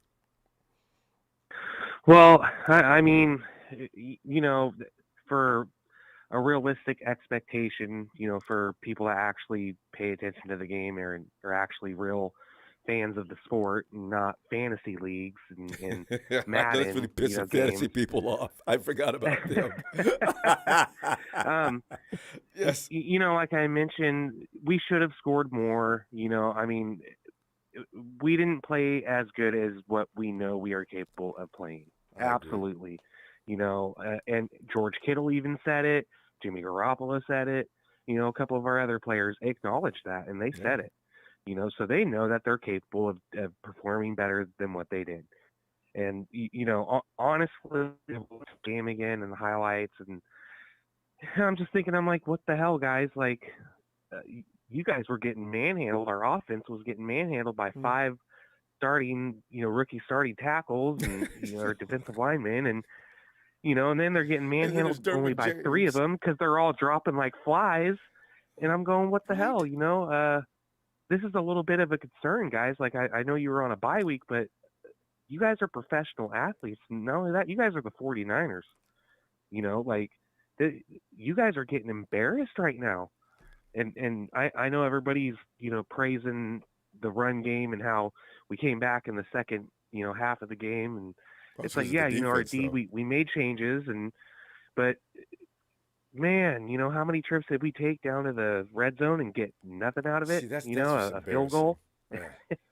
Yeah. So I was thinking, I'm like, well, how much time does Kyle really need to get, his book together for plays for Debo and for Juice and Kittle and, CMC? It shouldn't take him this long. It really should not. He's been a coach for 5 seasons. Josh, seasons now. He's probably overthinking. He wants to incorporate CMC, but when he says it doesn't change stuff much, I don't know why he said that. Well, Kyle, if it doesn't change stuff much, then we should see a little more activity. You guys look a little, and Kyle, he knew he was looking stagnant. I don't remember us being stagnant. Yeah, you were a few times, Kyle. Admit it. Well, I think I think the problem is what a lot of people are not seeing is this offensive line was built for Trey Lance. It was not built for Jimmy. Running. So we didn't really. Yeah, it was built. They were, they put their whole deck of cards in, and all their money, and they're betting on Trey Lance, and they were hoping that this kid could scramble and get away. So they cut a corner on the center. Like, really, we should definitely put Brindle. I don't know if Jake's a good running quarterback, running center either. Jake's okay, but I don't know. That guy that came and killed. This is what I think we should do. We should put Brunskill. We should put Brunskill back at middle. When he subbed in for 2019, he actually did a hell of a job. He did way better than Jake Brindle. And not to put the guy down, he's a professional athlete, and he is a good player.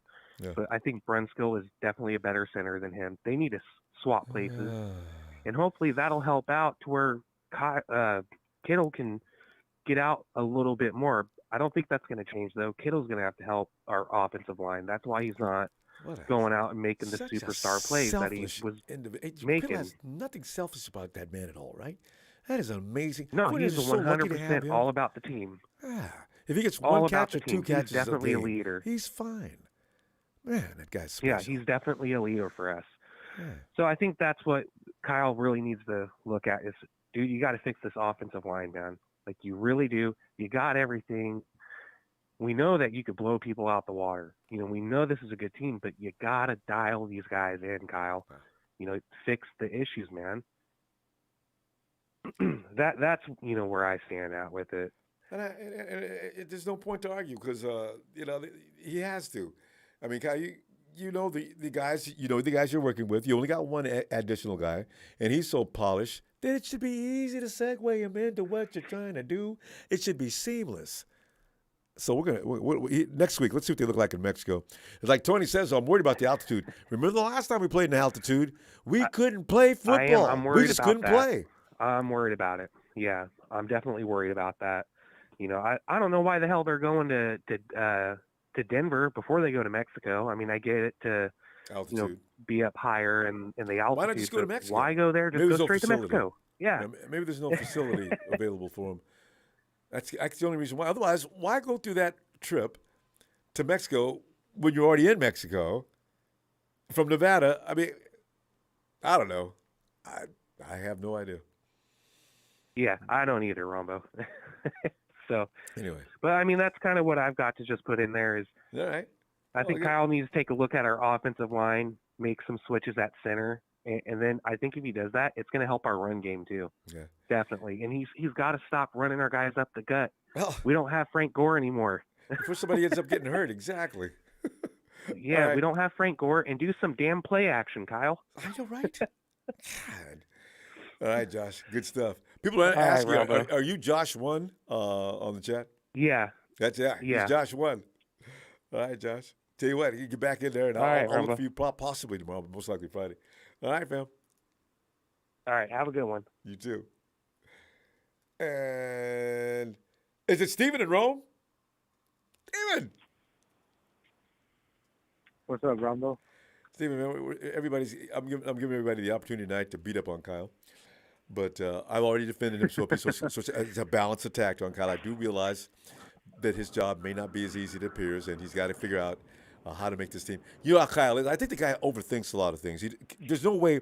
Kyle's, you know how you see the movies where you'll see like Arnold Schwarzenegger, and when you see that the camera read out in front, these digits flying and numbers are flying.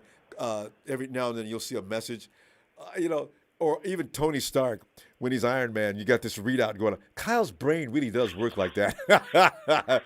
He's getting too much data, too much information he doesn't know how to process. Kyle, keep it simple. Don't make yourself crazy. Hey, Steven, what's going on with Kyle? Is he going to figure this out soon, though? Man, so we're shitting on Kyle today? Okay, I'm going to hop in on this.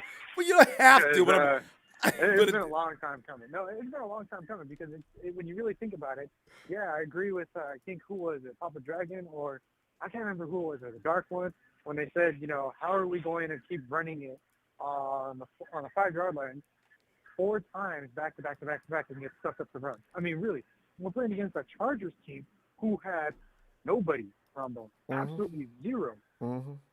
Joey Bosa was out on injury. Who else? I mean, all it is. Hey, Steven, a couple of them got hurt during the game. A couple of Chargers on that defensive line got hurt and left. We still can't They move still it. managed to stop the run. Ronbo, how do we have this much talent? Why? I don't get it. Why do we have this much talent that we can't do jack shit with it? It's like a slap in the face. It's a slap in the face because we got Christian McCaffrey, right? We traded the whole bag away to get Christian McCaffrey, and here we are just using him as a beat stick to go up the middle. He got us some yards, cool. But you know what the problem is, Ronbo, is the fact that Kyle thinks, oh, you know what? I'm at the 5. Fuck it. I'm gonna try and run it. I'm gonna do everything I can to run it. I'm gonna do everything I can to prove a point that we can win by running the ball. Win and down, you know? run it right up the middle. Yeah, win and down, run it. And it's like we got way too much, wide receiver talent to just kind of, roll over and die that easy. It's just way too much. We got Devo. We had Danny Gray, but apparently he's injured. We have Jawan Jennings, we have Ray McLeod, and we have Brandon Ayuk. Granted, Brandon Ayuk and Ray McLeod have a really bad fumbling problem. I don't get why. I really don't get why. I mean, their whole job, especially Ray, his is a whipping punt with a belt returner. during practice. I don't know what that's about either. Yeah, You I know don't get what it. though, Steven? I really don't get it. It's like Tony said though. You know what they did? They did know that we probably want. They sort of boxed things in so we couldn't run the stretch. So Kyle went the other way and tried to run that ball up the gut. But when I see what Houston did, they ran up the gut all. Yeah, what the Falcons did is they ran up the gut on them all day long. Falcons should have beaten them to death. But the Falcons made a couple of mistakes and they shot themselves in the foot. But we have a game of run that it has to be nearly equal, if not superior to what they're doing in Atlanta, and we're having issues. So Yeah, I don't get it. I really don't get it. It's like Kyle has this fear, this primordial fear of Jimmy G succeeding by throwing in the red zone. I mean, we have what was it? George Kittle. We have Ross Dwelly as a tight end. We have these guys. Yeah, you're going to make George block, right? You got Jalen.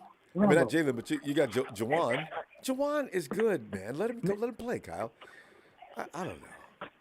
Ronbo, it makes no sense to me because, like I said, it makes. Yeah, I'll take 2 bags. Sorry, I'm grocery shopping. I'm about to cook right now, but you and Tony. Yeah. Yeah. No, you know what? George Kittle, like, him and Jimmy have finally got that end zone shot. You know that play against the Rams when George Kittle's tight roping the back of the end zone like I wish he would have done years ago. They may have that down to a science now. Could have tried that. Well, there's video footage of George Kittle cooking, if I'm not mistaken, I think Jalen Ramsey and getting the touchdown. Mm-hmm. I think that's the one I saw. He cooked the shit out of Jalen Ramsey. And the fact that, Kyle saw that and says, you know what, I'm still going to run it, is mind-boggling to me. It's like disrespectful because it's like, yo, you have all this talent and you're too chicken shit to throw? Come on now. Kyle may be fearful of certain defensive setups.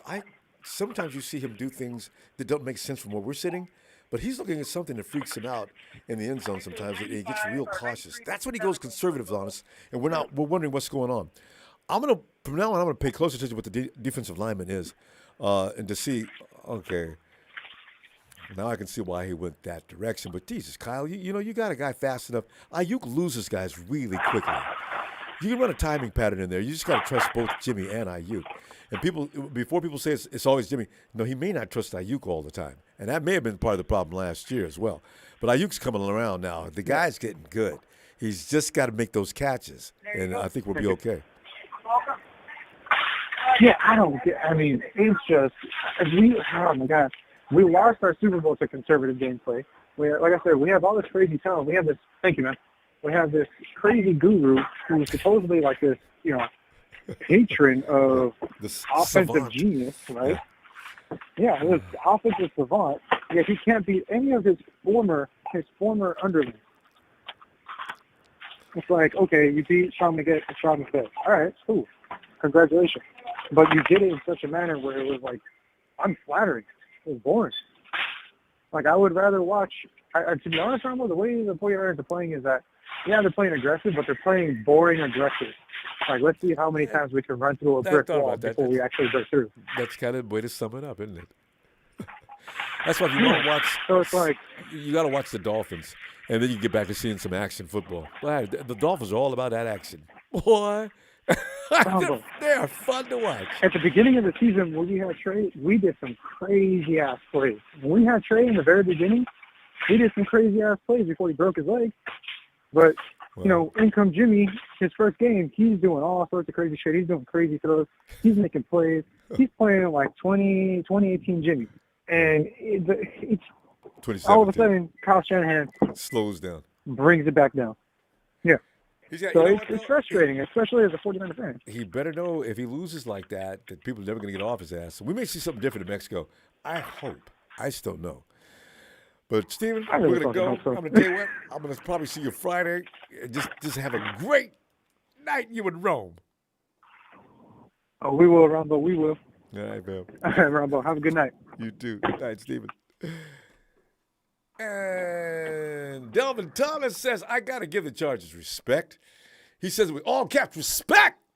They came to our house to knock us off, and they almost did it. I wish you would play with the same energy. Delvin, ain't that the truth? if a team brings intensity, then bring it back. Bring the same intensity. Don't let them outwork you. Man. And Harold Murillo. Kyle needs to study the Bill Walsh offense. This current roster can duplicate Jerry Rice, John Taylor, Dwight Clark, because you got some of the same elements, don't you? Roger Craig, Tom Rathman, and other great ones. And in some places you got better. Let's see. I mean, Kittle's better than Rathman. Dwight Clark. I don't know if we got a Dwight Clark. Roger Craig. Yeah, we can do Raj, man, because you between Debo and what I see at the running backs, when you look, I'm telling you, Mitchell could go down on the book. If he can stay healthy, we may have something special there. Jesus Christ, he's a great runner. Is that Big Boy? Listen, we had a few missed blocks. I know that's some of the timing's off. This is the thing too. That's why I know coming on the bye week, the 49ers were going to look silly. They every year they do. Debo didn't follow his blocks. Yeah, even Trent missed a block. All of this will improve. I believe that. I firmly do. That's why I said in the description, I'm going to wait. I don't know that we should be just getting so crazy with him yet. Let him play a little bit here. Let's see what happens. The dark one has arrived. Z. Thanks for those contributions, guys. Z. Hey, Ronbo, can you hear me? I can hear you, Z. Come on in, man. I just got one thing to say. You ready for this one? Please. The dark one is here. You surprised me with that. I didn't know. Z, I'm glad to hear it. Well, Z, what's on your mind here? You know the subject matter tonight where we're trying to get to the bottom of why we're looking like we look on offense. But Z, what are you thinking? All right, man. I just started putting two together, and give me some time to get this one out. But I'm thinking Kyle Shanahan is doing play call. He's not trying to show y'all what he really can do. I'm assuming he's waiting until he gets the playoff to really let that playbook out. Because right now, I don't want him. I think he don't want people to catch on to his little scheme or what he can do with his two main key weapons. You know what I'm saying? So what I'm thinking Kyle's trying to do is trying to get the W as simple and easy as he can. Now, a lot of people may not agree with me on this, but I think he does not want to pull out the plays that everybody want to see right away. He want to wait till he get to get close to the playoffs, or when he get into the playoffs. Because when he gets to open up the play action, two different play types where you can see Debo, you can see McCaffrey as a wide receiver and Debo in the back trying to have the defense confused. He's not trying to pull too much of that out there right about now. He's doing some, but he's not trying to do too much. You know what I'm saying? No, I agree. I was sitting here thinking what you're saying. I was thinking, I guess in an emergency situation, if we're going to lose, he may go ahead and expose some things. You're right, though. He doesn't necessarily want to just go quick. He probably didn't think the Chargers were going to be as difficult as they were, being that they're undermanned right now. That's a good point. Correct, because that could be a curse and a blessing of Kyle. Because if you ask me, I think Kyle, he puts himself in a situation where he try to save everything for the next opponent or for the next couple of games. You know what I'm saying? Instead of using it right now, he said, no, we don't want them. I don't want them to know what I can do or what I have in my playbook right now. But sometimes it could be good. We might need that when that time comes. But sometimes don't we need to show the people. Yeah. Right. We need to show people what we can do now to give them a little glimpse of the future of hope for what's to come. Yeah, because it's a blessing and a curse. Because the way McCaffrey showed out against the Rams, you don't want him doing that every week because McCaffrey went buck wild. Now defenses are waiting to see if he's going to try that again. They probably got something figured out that's going to maybe make that a little more complicated, right? So you got a good point. And to point out what the last caller or the last couple callers said, I think they should put Brosco back at center. That's a 100% fact.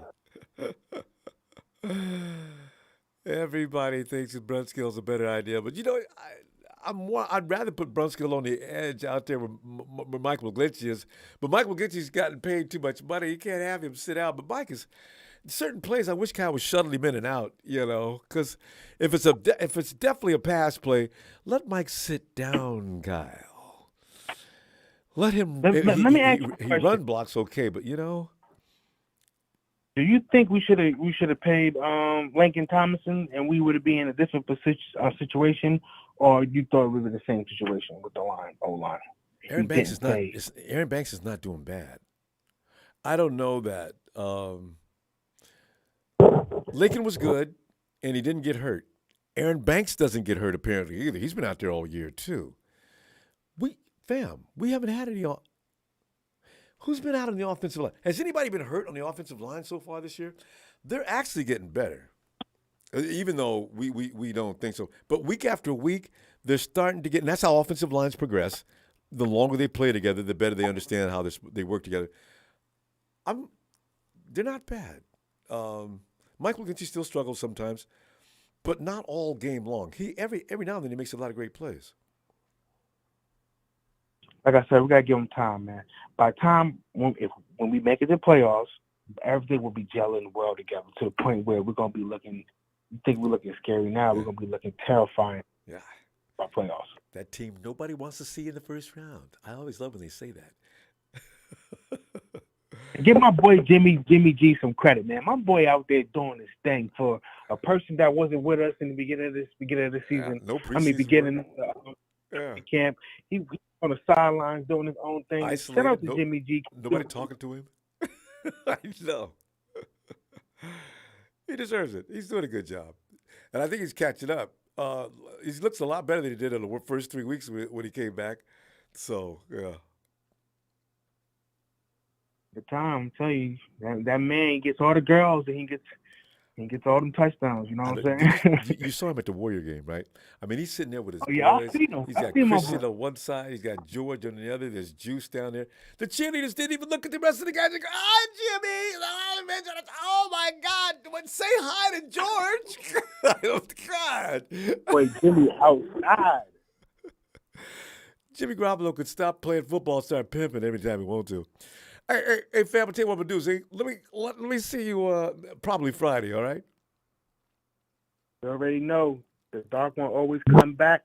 Dark one out. All right, fam. Always appreciate it too. Night, fam. And Mr. Black Eyes says, far as my red zone use Juice more. Mr. Black Eyes, I think the finger. I think, because I saw Juice pulling on it a couple of times. I don't know. Maybe my imagination. I thought I saw him pulling on his finger. But mofos will be focused on our main guys. He'll be open more. TBH Kyle has to remix his playbook. My roster's different. So agree. And, whatever you were doing before, you need to incorporate McCaffrey. I know he doesn't want to disturb the balance, but he's going to have to. There's no established absolute dude now. That's what Kyle's struggling with. Because it used to be Debo, right? When McCaffrey was last, so Debo was out. McCaffrey was a dude, and the Rams were just destroyed. Kyle's got to learn how to spread that out and make it so that Jimmy knows who he's going to, when he's going to, on what situation. It's just all a science. He's got the ability. I still believe in him. Tommy Huxley says, watch us lose to the Fraudnals. If there's one team I don't think that – I ain't going to say anything too much because I was thinking we could run over the Chargers. The Cardinals will help you beat them. That's the problem with them. They are strange. Hey, Bethel.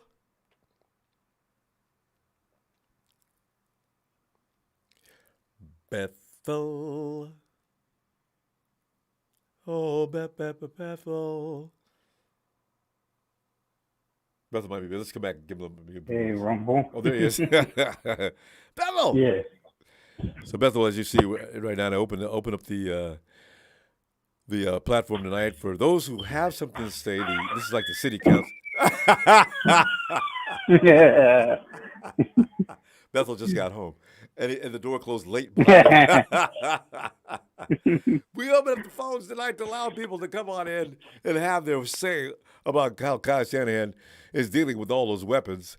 But Bethel, what do you think? Actually, Actually, I heard something funny today. Raiders fans was telling me, "Hey, I heard, I seen that you guys paid all the referees to, help you out." And I looked at them. I'm like, I wish I'd have been there. "Did you see another game? Because I see the referees helping them, not us." Mm-hmm. I'm like, "What are you talking about?" I'm like, "Okay, if you want to make excuses why They kicked they one of our lost, people all out of right, the game, Bethel. Yeah. Threw him out. That wasn't worthy of a toss. Nope. God. Hope it wasn't. So how do we pay the refs? I don't know. Should have. That's what I'm talking about. And Bethel, how about that play when Debo's getting jerked around by the helmet, and in the background you can see that ump with the whistle in his mouth staring at that play, staring at it. No whistle, no flag. And not doing nothing. Yeah. Yeah, and I seen I heard today one of the I guess he's a reporter for LA, and he said that the defense was tired of hearing that the Niners have the best offense and that they're gonna trample all over them, and that's the reason why the defense was so pumped up. That's why they were playing us really hard, because they got tired of hearing that they're gonna get smashed by the 49ers. Hey, shame works. Shame works. You can get a team pumped all the way up doing that. You're damn right. Yeah, so because remember when our defense hears a lot of shit that the other team is gonna kick their ass, what does our defense do? They step up and they play hard. So I think that's what probably their defense, stepped up. Usually something that they don't do in other games, and because they seen all this, shit that was talking. They played a decent game against us. That jam the box up pre-snap and then fade back upon snap. Worked. They got that down. Boy, I'm watching that. Look at that, how they're coming off that line into coverage. And the four guys that got rushing are giving our offensive line pure hell. Oh, my God. How long did they practice that? Oh. Yeah. And then another thing is that, remember, a lot of teams, when they had the bye, a lot of them don't put their schedule where they could get enough work done and enough film done that to really get anything work done. Game. Yeah, that's a good point. Yeah. Because everybody goes home to be with their family or something. Yeah, you're right. Yeah. So you have to know how to manage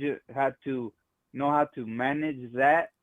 So when you come back, you're still some kind of sharp, not just looking like we did in the first quarter. Even the defense, it's uncustomarily, they were getting their ass handed to them. Bethel in the first drive by the I said, okay, that's Palmer. Who's this guy Palmer? I'm asking questions because I don't know who these guys are, because they're not special as far as the NFL goes yet. And they're out there smoking our secondary. I said, how come, guys? And why are we getting more pressure up front? And then they woke up in the second half. I was, like you, I'm delighted. But my God, it was frightening. Yeah.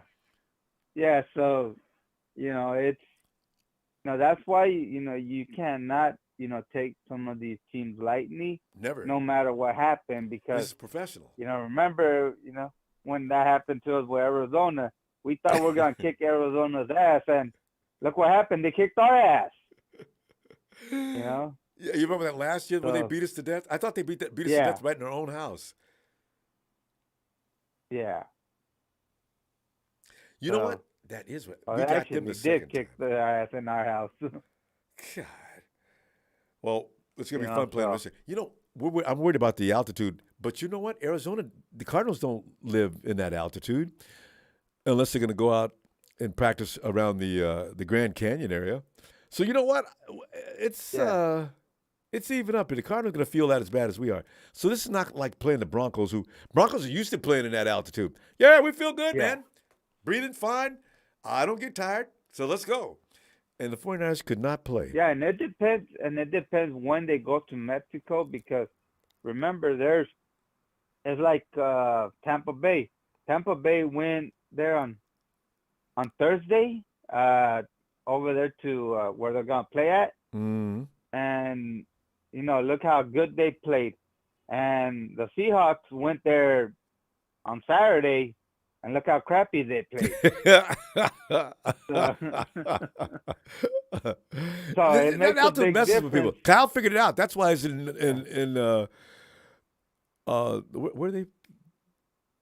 where are they playing? They're somewhat far. No, they're over in Colorado working out. Yeah, they're trying to get used to altitude play. Yeah, so get used to that and then go. I thought Mexico was above sea level even farther than Colorado, though.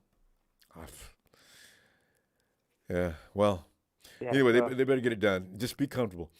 Fam, Beth, we're going to go, and I tell you what, I will see you Friday. All right, Ronbo, great show. Like always, hit Thanks, the man. like and subscribe. And where are you Rams fans at? I thought you were going to the Super Bowl. I keep pleading with them to come back and visit us. They're so selfish. I mean, they come in when they're having a good time and party with us, and then when things go south, they don't want to come back. Go south. See what I did there?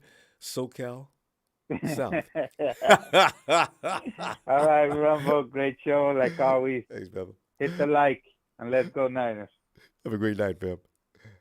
Yeah.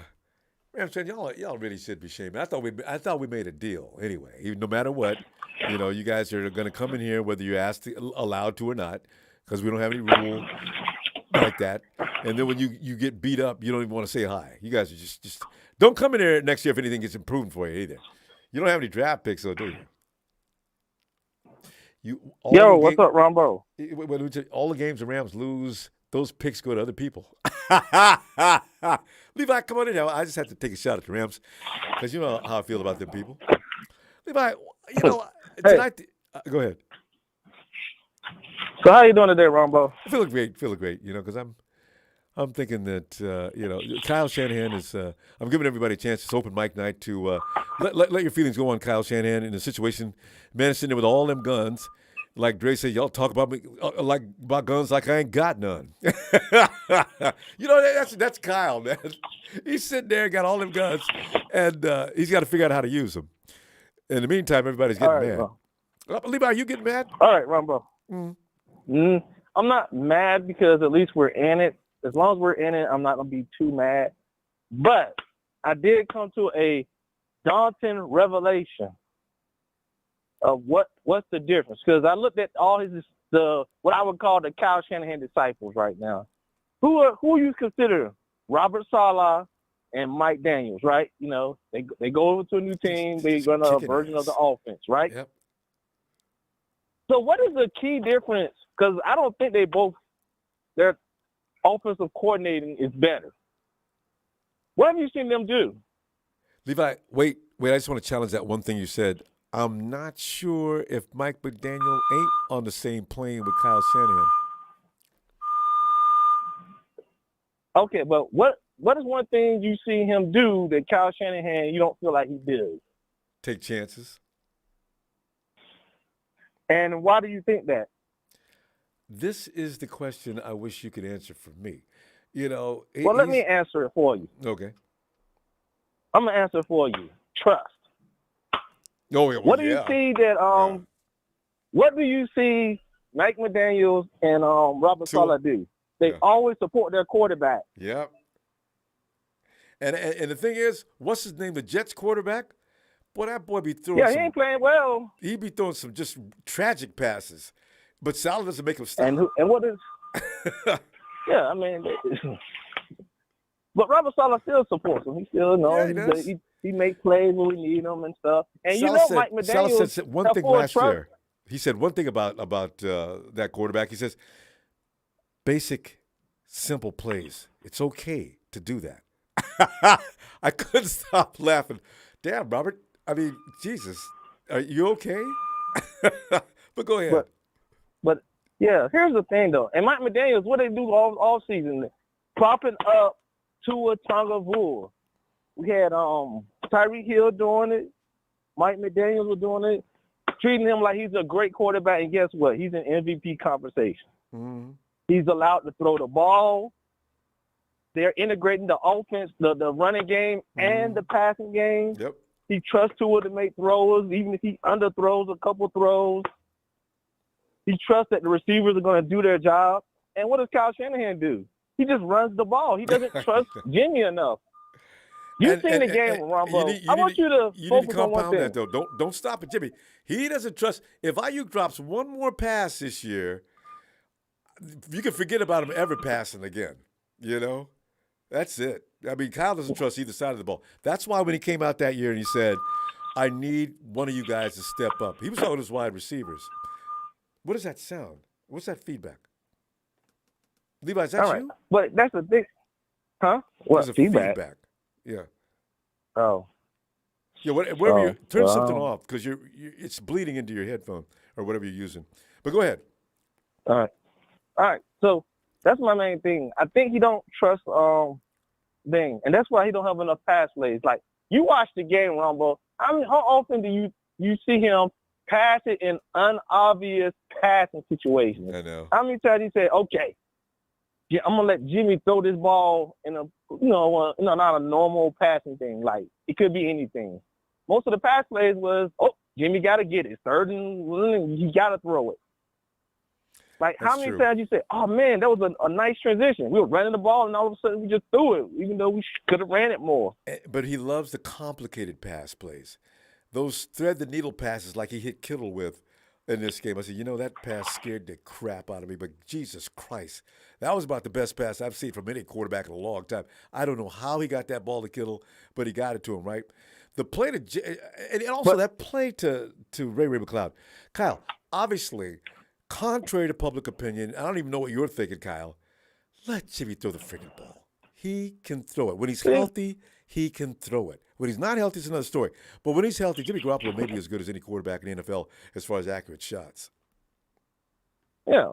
So that's what I'm saying. Like, if he trusts Jimmy more and he's like, okay, Jimmy, I just need you to throw it, calling plays. I would trust Kyle Shanahan calling offensive plays for Jimmy than Jimmy having to sub out and do his own thing because he ain't got enough experience doing that. And I feel like if Kyle Shanahan do that, the plays will open up. We will be like dancing and partying, and Kyle Shanahan, the Kyle Shanahan and Hate Club will probably close down. Yeah. All you have to do is just trust Jimmy. I know it's hard.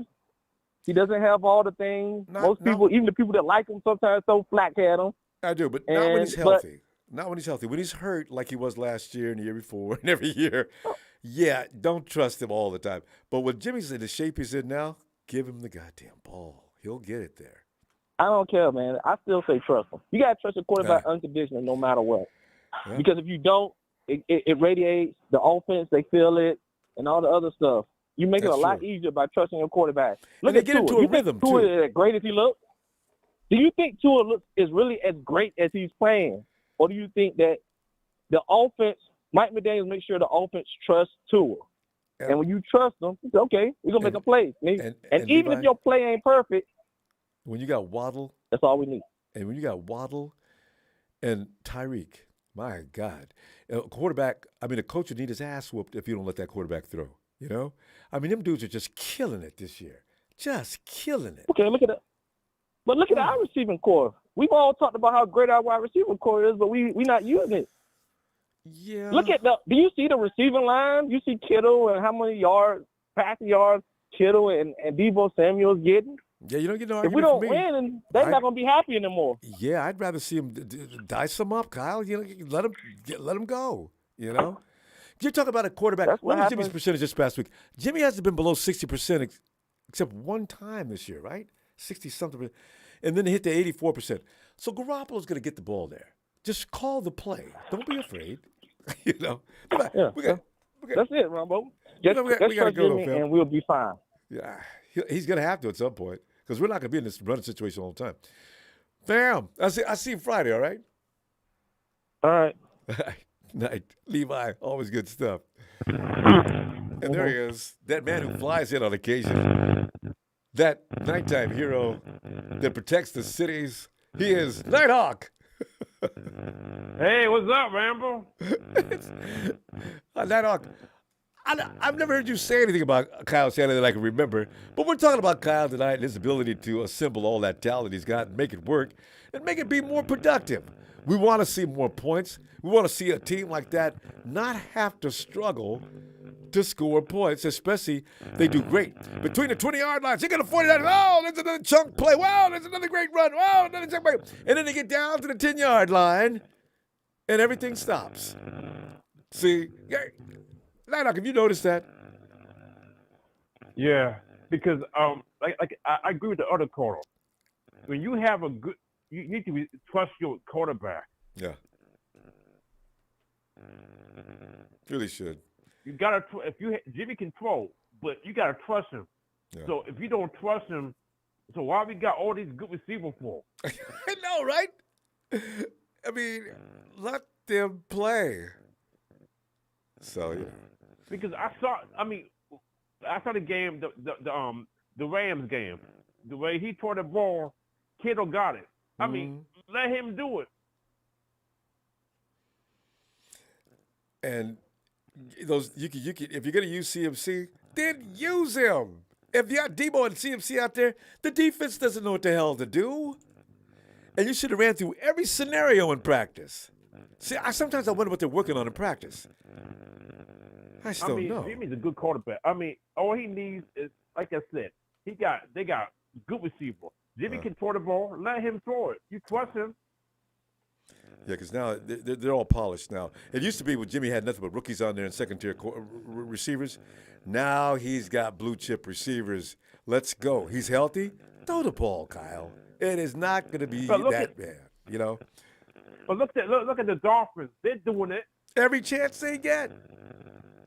I'm looking at the Dolphins. They're like, oh man. I'm like, they're fun, ain't Dolphins they? got a good team. Boy, they are fun to watch. That's a fun team to. That's a fun team to watch. I mean, I'm talking all-out entertainment. Boy. And they got guys running wide open all the time, too. I mean, that's what you do. The Dolphin, see, the Dolphin coach trusts his quarterback. Also, they stretch the field in a way where they got guys open all the time. When we have guys open, it's because the receiver made it happen. Like when Ray McCloud was running open yesterday, that wasn't on the schedule. But Ray found a way to get loose. Jimmy was watching and directing, and he dropped it off to him. So those are the things that Kyle should think about. Kyle, they could do it. Just let him do it. Kyle should let Jimmy loose. Let him do what he's doing. Yeah. So. And once you let him loose, you see what he can do. Receivers will get more comfortable. It'll open up the offense more downfield, too, because now the defense isn't knowing, well, they're not going to throw the ball anyway. Well, that's, everybody blames Jimmy. No, it's not. It's Kyle's fault. He doesn't want to do it. No, it's Kyle. No, I blame Kyle. Kyle is not doing his thing. He might start, though. And somebody said Kyle might be holding back just now because he didn't want everybody to see what he's got. But I got one thing, too. Bobby Gold. What about him? How you missed an extra point? I was so mad. I mean, he doesn't do that very often, though. But Jesus. Yeah, but you know what? When you play a team like, what happened? You playing some like Philly or Casey, and you better not miss. Field goal like that. And you have to make that kick. Nighthawk, he does this at least 2 to 3 times a year. Last year was really bad, but he always does it 2 to 3 times, somewhere in there. Robbie's got to get one. He's got to get those out of his system. I'd rather him do them now than later. Actually, that's one. Has Robbie missed one before now? I think he's got one other. I mean, we might be on number 2. Yeah, but the guy from San Diego, where he kicked the ball, he kicked that field goal from 10. I was like, dang, and he made it. And then of course, you got our punter. Nighthawk, have you noticed how every time we kick or punt, it seems like the defender is just a split second late on blocking it? And they finally got Mitch. I said, see, man, Kyle, you guys can line Mitch up a little farther back. The long stopper can reach him because some dudes are hustling around that corner and they're getting closer and closer, and they finally got him. That's why I see. I see other people. I see other teams use their weapons. But I look at us. I look at our team. We got so many weapons. We don't use them. Well, we're gonna. I think it's gonna change though. In the next, Kyle's got to get used to those guys.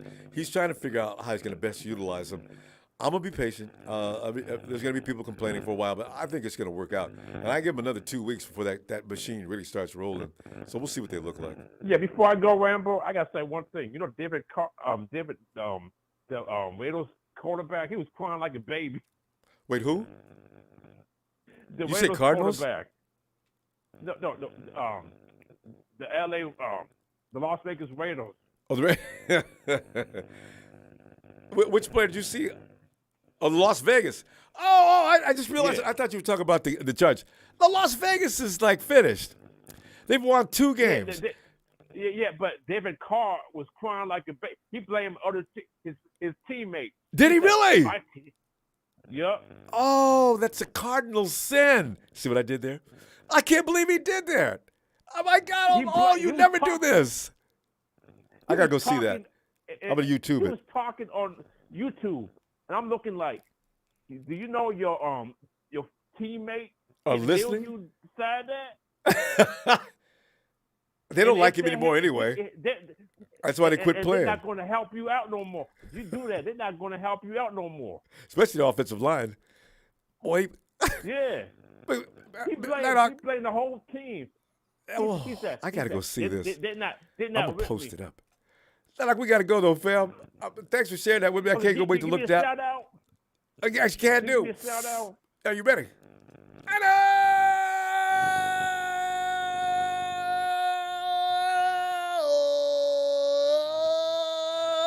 For the Night Hawk. Good to hear from you. Oh, fam. yeah, You I see know you right this. now. I'm out. See you next time. Looking forward to it, Night Hawk. Peace. Night Hawk should have told me that. Some of the family members that like that, my kinfolk who like to mess with me, the Raider fans, I can't wait to get that video and post them up. Ooh, y'all know I should have found out about that. OG Niner fan. Fam. What's Come on up, in, Ronbo? man. Hey. Can you hear me? I can hear you. Check this out, man. I'm listening. I listen to us, man, and we trying to give every excuse, man. I live here in Kansas City. Okay. I hate the Chiefs. They lost Tyreek Hill. No, listen what I'm telling you. They lost Tyreek Hill. Mm-hmm. What do you see Andy Reid and the Chiefs doing? Everybody on their offense is being touching used. the football. Yep. We constantly giving Kyle a pass. Kyle, we got all these weapons. We struggle to score 14 points a game. Green Bay went up in there and played Dallas with no main wide receivers. Everybody was beat up. Yeah. Turned the ball over, went down by 14, Yeah. and came back and won the game. Did you see what Washington how did sweet it was. against Philly? Yeah. They have a running back. And the caller that just called, I'll take 11 David Carrs. You know why? Because David Carr is letting me know that when he's crying, it means something to him. Not Well, like that's our true. quarterback that when you throw a pick, he comes off the field smiling and got a smirk on his face. This is the thing. We giving Kyle Shanahan too many passes. We just let Jeff Wilson. Have you seen Jeff Wilson run the last 2 weeks? Looks like a new man. I saw him. Yeah, and nobody's up there getting hurt. Here's my thing. How can you be an offensive lineman and get beat everything? They were cracking jokes on McGlinchey, and the commentators was cracking jokes on him the other night before the game started. Listen, bro, he's trash. The whole right side of the offensive line is trash. It's just like when you play basketball. If you can only dribble with your right hand, they going to force You can't play. Yeah. Work you till you left. You can't play. So everybody knows that, hey, the 49ers is going to run.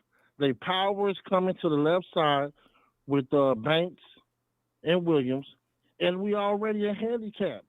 Jimmy G needs to be in the shotgun. But see, our fans got to understand this. We don't have the quarterback or the coach. We don't have the luxury to throw 40-yard bombs down the field. When have we ever really saw him do that? Don't leave out the receivers either. They no down. We got one deep threat guy, and he's on the IR. I mean, the thing of it is, man, is I guess a lot of people ain't watching the game in HD, but I'm watching it every day. And Kyle Shanahan is living off of his father's name. The man don't deserve a pass. I mean, he's been doing this. I'm listening to everybody talk tonight, and we all trying to, well, maybe he ain't showing us. Man, the man got about 12 plays he's running. When he gets in the second half and we fall behind, he don't have anything that he can run. And if you don't trust your quarterback by now, when are you going to trust him? Did you see the running back from Washington? That man was shot in the leg twice. Did you see what he did to that Philadelphia defense? And you know what? That I'll agree with. He did allow that quarterback to throw that ball every place, and Kyle will never allow that. And this is what I'm saying. When people talk about Jimmy G, I see Jimmy G when he was with the Patriots. I see Jimmy G in 2017. I know we can throw the ball, but that's not part of Kyle's offensive plan. And that's why when he gets blamed for it all, I said, look again. He can throw it, but he better not. I just want to say this, and I'll pull some of the steam up off of Jimmy. I'll give Jimmy his props. But this is what happens when you have an arrogant coach. Kyle wants he wants to be able to hold that trophy up and say, I did it my way. Yeah. And it's not going to work like that. Kyle, you've got to be a coach that we can win because of, not in spite of. And if we fail down 14 points to somebody like Green Bay or the Cowboys or something, I don't really think we gonna come back.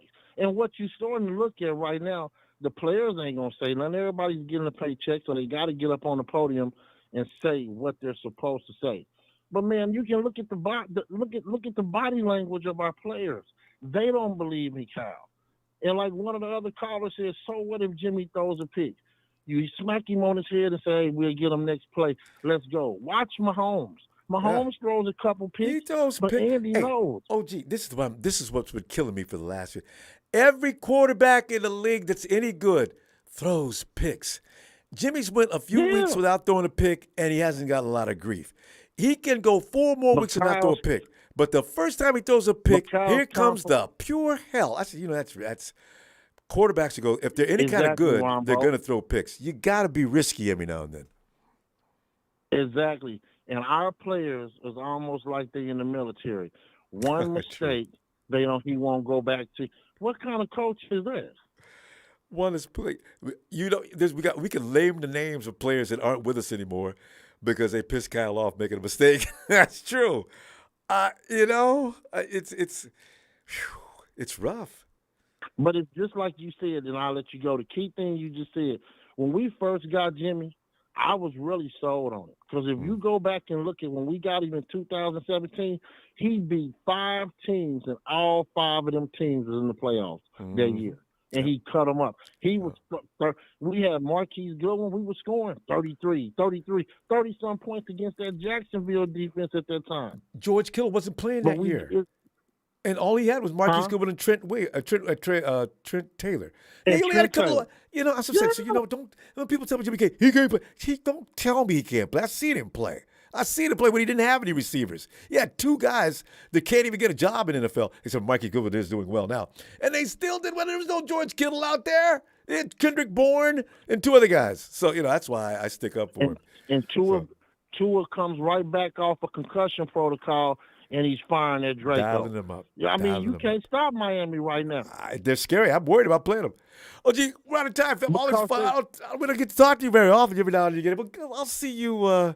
I'll see you Friday if you got some time. I'll be on Friday, man. All right. Already. Y'all take it easy. You too, fam. That's OG out in Kansas City. Can you imagine being around the Chiefs all the time? Oh, that would get on my nerves so bad. Who are you not scared to play, God damn it? You always talk about you ain't scared. What? Video. Yeah, I'm talking to you. What did you say? I'm scared of this team. I'm scared of that team. No, I am. You were wrong, but I'm not surprised when you're not scared No. of the team. I am scared When of you're the overhyped, Dolphins. you're wrong. I'm admitting it. Hey, you know what? I'm actually breaking it down. We're actually a better team than the Dolphins, which you said. There's only one area they beat us in. Can you name that area they can beat us in? They have a better position in? Mike McDaniel? No, You know- no, that's you're way off. No, I said position. Not Position. what better position they have than us? There's only You know what? one. The offensive line may be a little better, but not by much. No, wrong again, sir. You're wrong again, sir. Oh, Our line's actually you're gonna better say than quarterback. Tua's better than Jimmy.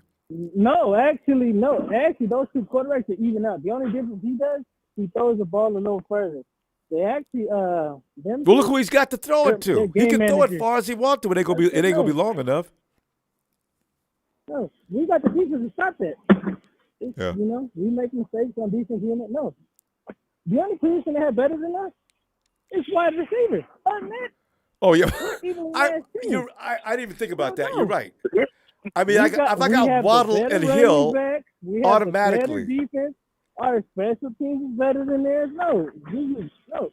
You got to look. Dolphins haven't really played no all-out beatable team. They're just playing. They're playing their division. Their division is not that great, Ronbo. Not this So year. stop. Yeah, after the Patriots went down, that's Exactly, true. and you know you're scared about everybody here going the Dolphins. If you're the Dolphins excited, I would be excited too. If we had that sorry ass division. Ain't nobody, the Jets ain't playing nobody. The Patriots. Come on now, huh? You guys are just They killing just- it with this one. They just got by. Didn't they just get Who- by so- somebody who- this who- past what- weekend? what- The Who'd they only play? team that is great in that division is the Bills, and the Bills just got beat by half-ass Kirk Cousins. We play Kirk Cousins in the playoffs. Listen, We'll what's beat that the wide hell receiver's out of name? Kirk Cousins. That boy ain't no Y'all joke. killing me on here. You know, I'm usually the one that's talking shit about the team here, but goddamn, everybody ain't killing me. Seriously, you guys, we can destroy Kirk Cousins in the playoffs. That tells you the Bills are beatable and easily beatable. Oh God, I was like, man. Actually, I was trying the other. Billy, well, I'm not supposedly actually I was afraid trying the other day. of the Bills as much as I am the I read Dolphins. the comments. I read the comments the other day. Everybody talking about I was whining and crying and all this. I said, oh really? But everybody's doing what I did. We're not scoring enough points. We're not doing this. So I'm guessing who's the real crybaby here. When I said it, everybody said I was whining. So I was like, asked for the everybody's Latino doing it now. heat? I said, all you guys are killing me on here. They're like praising the Dolphins. Man, I hope we play the. We got, you know. I hope we play the. I'd rather play the Dolphins in the playoffs just to show them again. You know, buddy, you should have stayed with the Niners. Emilio, you know I'm what? sorry, I'm gonna be praising you. I'm gonna put a fat head of Emilio back here. If we beat the Dolphins in this week 11, when Emilio told us to stop tripping on the Dolphins, you need your poster You up. guys are so hyped. You know what podcast you need to Ronbo, do you listen to podcasts? Which do you one? listen to podcasts? No, do you listen to podcasts? Listen to the podcast? About Oh, 49ers? constantly. Yeah, I don't about listen to other other 49er teams' ones? podcasts. It's really funny though. I listen to No, 49er do you listen to podcasts. 49er one? Yeah, Do you listen to Matt 49er Milk and one? all those guys. Yeah, Oh, do you listen to Eric Davis? Eric Davis. Every now and then, Eric is most entertaining. Well, yeah, I listen to Eric Davis. I haven't listened to him in a while. You need to listen to him, and every time we play a team, he breaks the shit down, and he makes you see, this is why Shanahan did this, and this is why Shanahan didn't do this.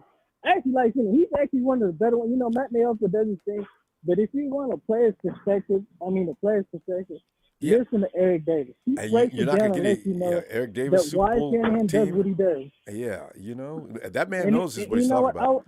I was listening to why, you know, the whole thing, why did we going on fourth down, listening, because you see I was pissed off. So when I listened to him, he broke it down. He's like, you know what? Shanahan was going at the weakness. Their weakness was their line, they're able to run. This is why Shanahan ran the ball.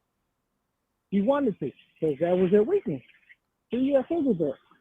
Still came down on 6 points, we were all complaining. He said, you know what? If it was me on the fifth, I would have been happy. You give me that one opportunity, all I got to do is stop you one play, and we win the game. I'd take that 9 out of 10 times any day. So I was like, well, he has a point. Well, what did they do? The defense stopped him and won the game. You know, He's like, that's always Shanahan, Shanahan's like I MO. said before, Though you're right.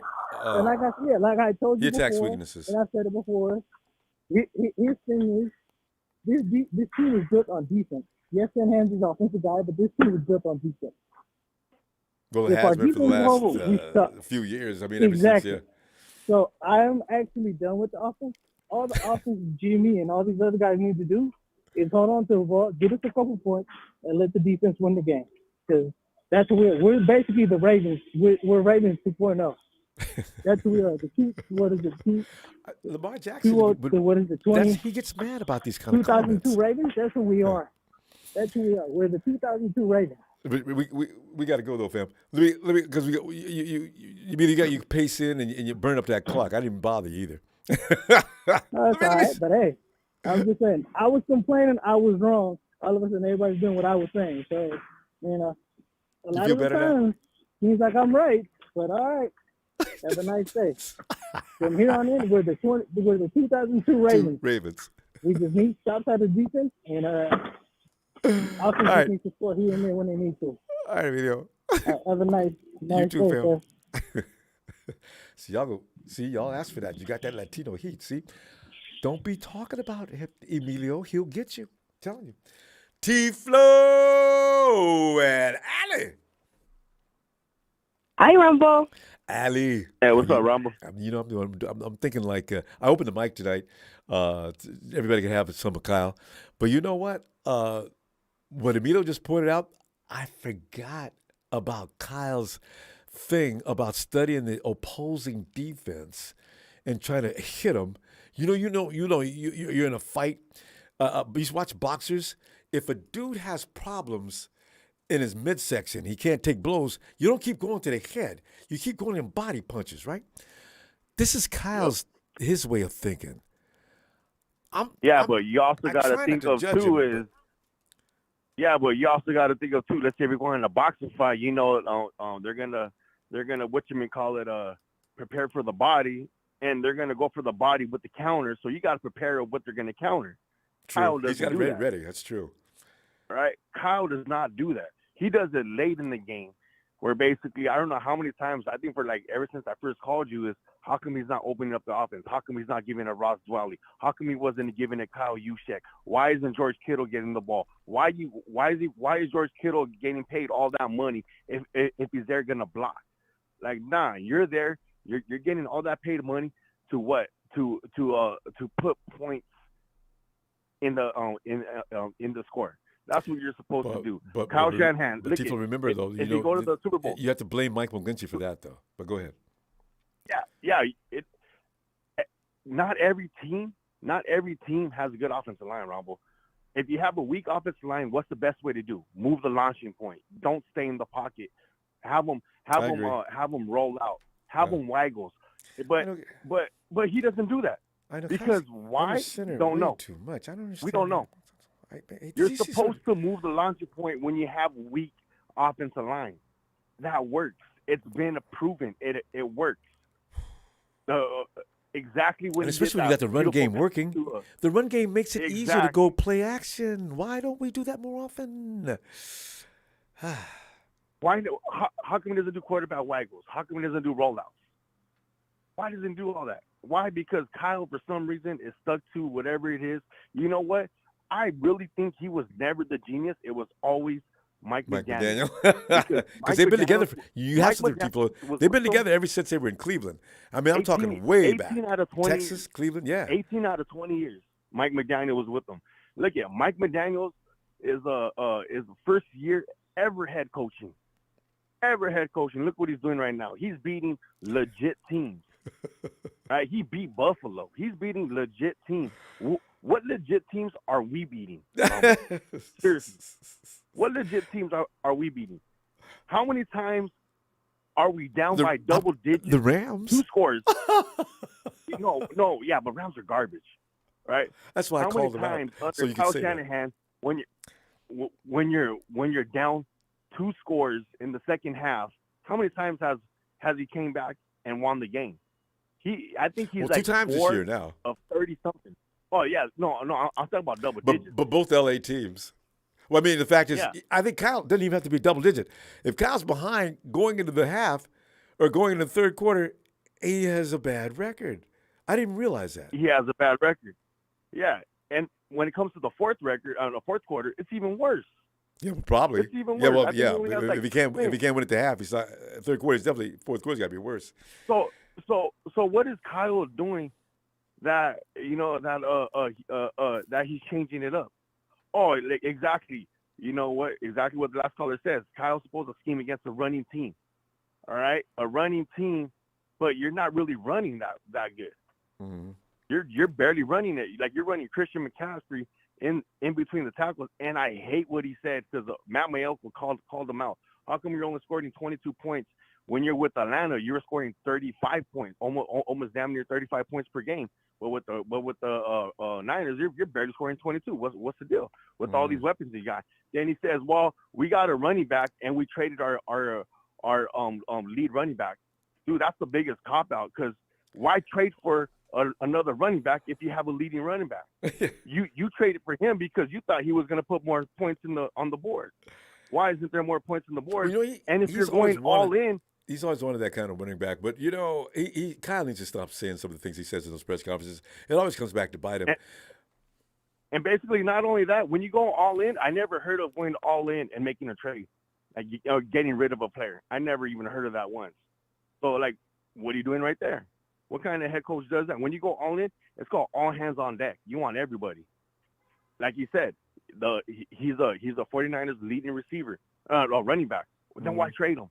Because we need a power back to go into the 2-yard lines at the goal line. How many touchdowns does Jeffrey Wilson score when he's in the 2-yard line, Ronbo?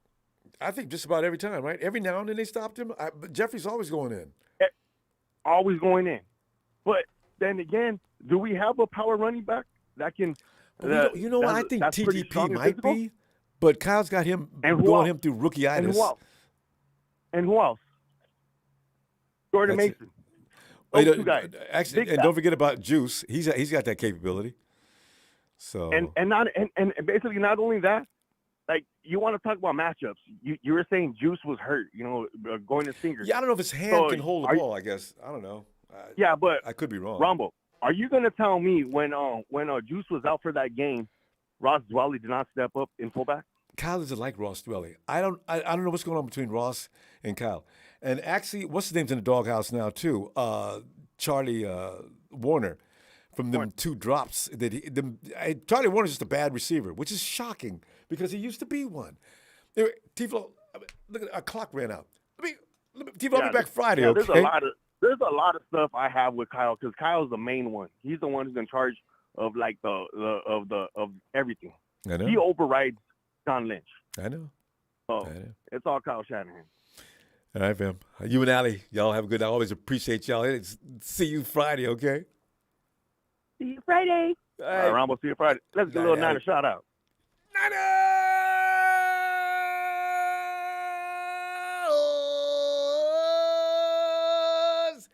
D-Flow, Allie, y'all have a great night. Night. All right, Ronbo. And Mr. Randy Croft, I forget about him all the time.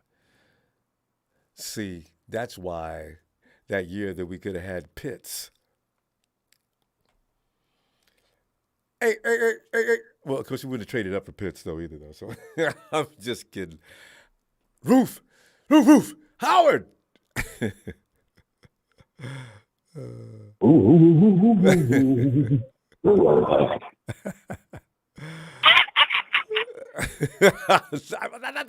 That's the one my friends have.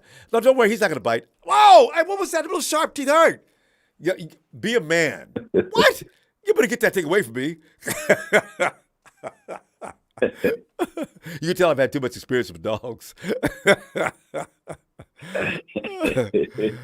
I remember we're talking about people are getting all over Jimmy. I'm lukewarm on him. I'm gonna give Kyle a minute. I'm gonna wait. I ain't mad at him. If you are, Howard, why are you mad with all these weapons he's got? Do you want them incorporated immediately? Are you realizing it may be a process? What are you thinking?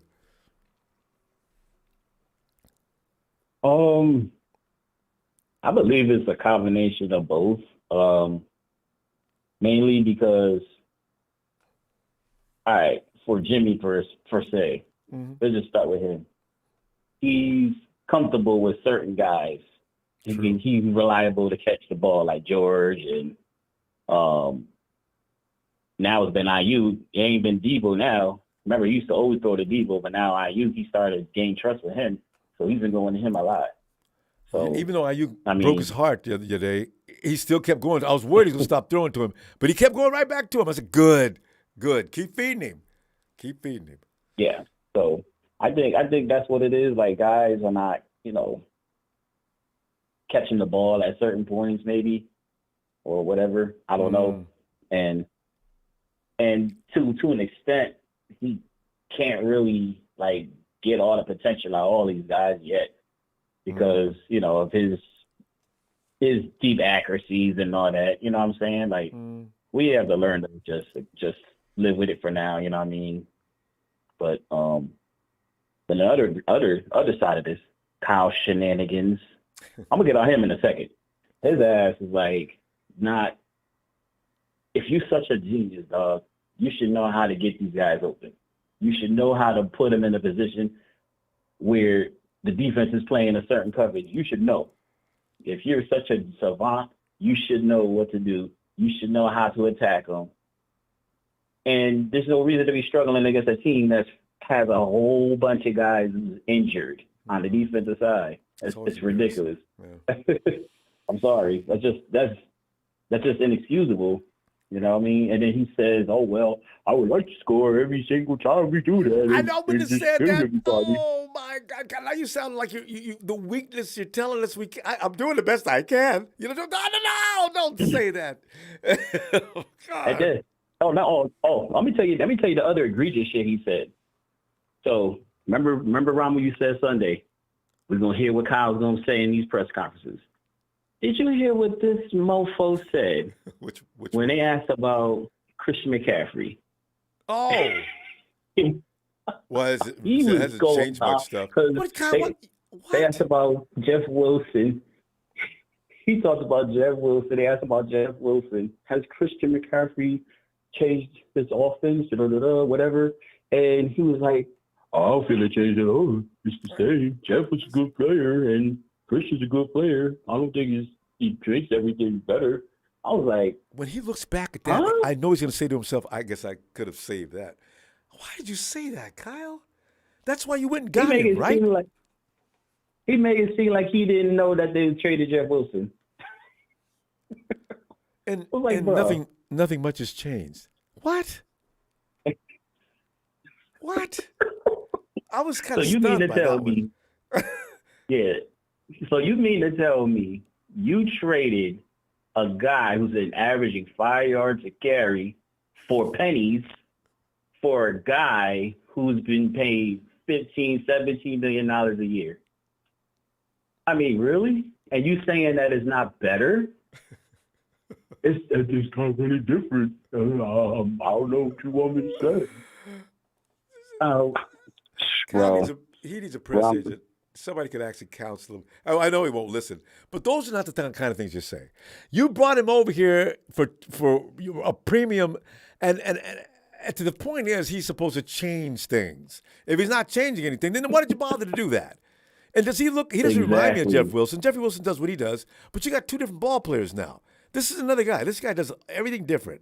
So if you got it for no reason, then you need to explain that. He didn't mean to say that. He made a mistake on that. He meant to say was, listen, I love Jeff, but Christian's family. Like, you don't turn your back on family. Like Dominic Toretto would say. But you have options with McCaffrey that you didn't have exactly with Jeffrey. I mean, Christian put on that clinic last week against the Rams. This is what he's about. You can do any number of things with Christian McCaffrey. He throws touchdowns. He runs for touchdowns. He's a great receiver. But we didn't see any of that against the Chargers, which made me kind of scared because I thought I'd see a little. Yeah, that just shows he doesn't know what to do with the weapons he's got. He's not utilizing them correctly. You know what I mean? And also another thing that could possibly be why Christian McCaffrey didn't run so well is I don't know if you remember when that Bears was talking about Trent Williams is tipping off plays with his stances. I did a little homework on him. I remember something about that a while back. His stances, Ronbo, if you look at Trent Williams. Yes. look at his stances. When his left foot is like far back, it's a pass. When he's just straight ahead, it's a run. It's not even a freaking secret. So now the defenses can attack guys like McGlinchey and Burford and, you know what I'm saying, and just go in on them on overload blitzes and stuff like that. If Trent is smart, and I think he is, you keep doing that, but do the opposite of what you've been doing. He's got to get people off of that. If he's sending signals, that's just like the Houston Astros winning the World Series against the Dodgers out there reading pitches. You know, right? He's got to stop doing that. Fam, yeah. we're going to run out of time, Howard. I'll be back Friday, and let's continue. I forgot about that, though. Great point. Yeah. Oh, yeah. Just watch, bro. Just watch. It's going to be fun. God. All right, big dog. Oof. All right. Oof. Have a great night, fam. You too, man. Yeah, you know, Howard brought that. I remember that. I forgot it. It's been a while back, but that's right. Horny! It's George and Chloe. Ronbo! How y'all doing tonight? What's going on? Hey, you Hi, know Uncle Ronbo. Chloe. You know, Jorge, we're checking things out here with there's a lot of opinions going with Kyle. And I just said, I'm thinking to myself, man, he got a lot of weapons. Kyle is sitting back, doesn't really know what to do with his weaponry yet. Is he trying to figure it out? And then OG Ladder fan called me, hey, man, don't be giving Kyle no excuse. See, now I'm getting caught in the crossfire. Oh, hey, you and Chloe. No, there's a lot of there's a lot of variables on the table, and some of them ring to truth, and some of them he just needs to settle in with his weaponry. That's what currently he's had, and the new weapons that came in. He's got to know where they're going to end up fitting on the tool belt. Yep, that's it. That may take a minute, though, you know, because it looks like they look a little watered down. They look a little quiet in this game against the Chargers, you know. Not even as much action as was against the Rams, but you had a one-man wrecking crew in the Rams. Him and George Kittle, Christian McCaffrey, George Kittle, it was all about George and Christian. And, of course, Ayuk was in there a lot. But, you know, you didn't have to worry about a Debo and a McCaffrey. And that's when I started thinking, oh, they need to work out, Kyle. You got your nitro, you got your glycerin, you got to find a way to mix them up, eh? But I didn't see that, really. So I'm wondering, is he having trouble with that? A lot of it also, as a coach, I mean, I would do this. Same thing I've seen one of the callers bring up, which was, at this stage of the season, you only want to show certain things on tape. Yeah. Because if you expose yourself, put the strategy out there, they're going to be like, this is what he's going to do in the playoffs. We're ready for that ass. No, we want to keep you guessing a little bit, thinking like maybe like he came off of this throwing McCaffrey mode. Because what if McCaffrey came out throwing every damn week? You know, they're going to be ready for that. They'd be ready for that, wouldn't they? Every time McCaffrey rolls to the right or the left and waits for that back pass, don't bite. Yeah. Yep. You better be having the you know what I mean? Back covered. Better have the back end zone covered because he's coming. He's gonna bomb it on you. He got the arm to do it. George, you know what I like about that play though? Even if you remain cautious, he's gonna make you freeze. That play can work. He can fake. I need a guy to go downfield like that and watch the defense. At least you got to be cautious.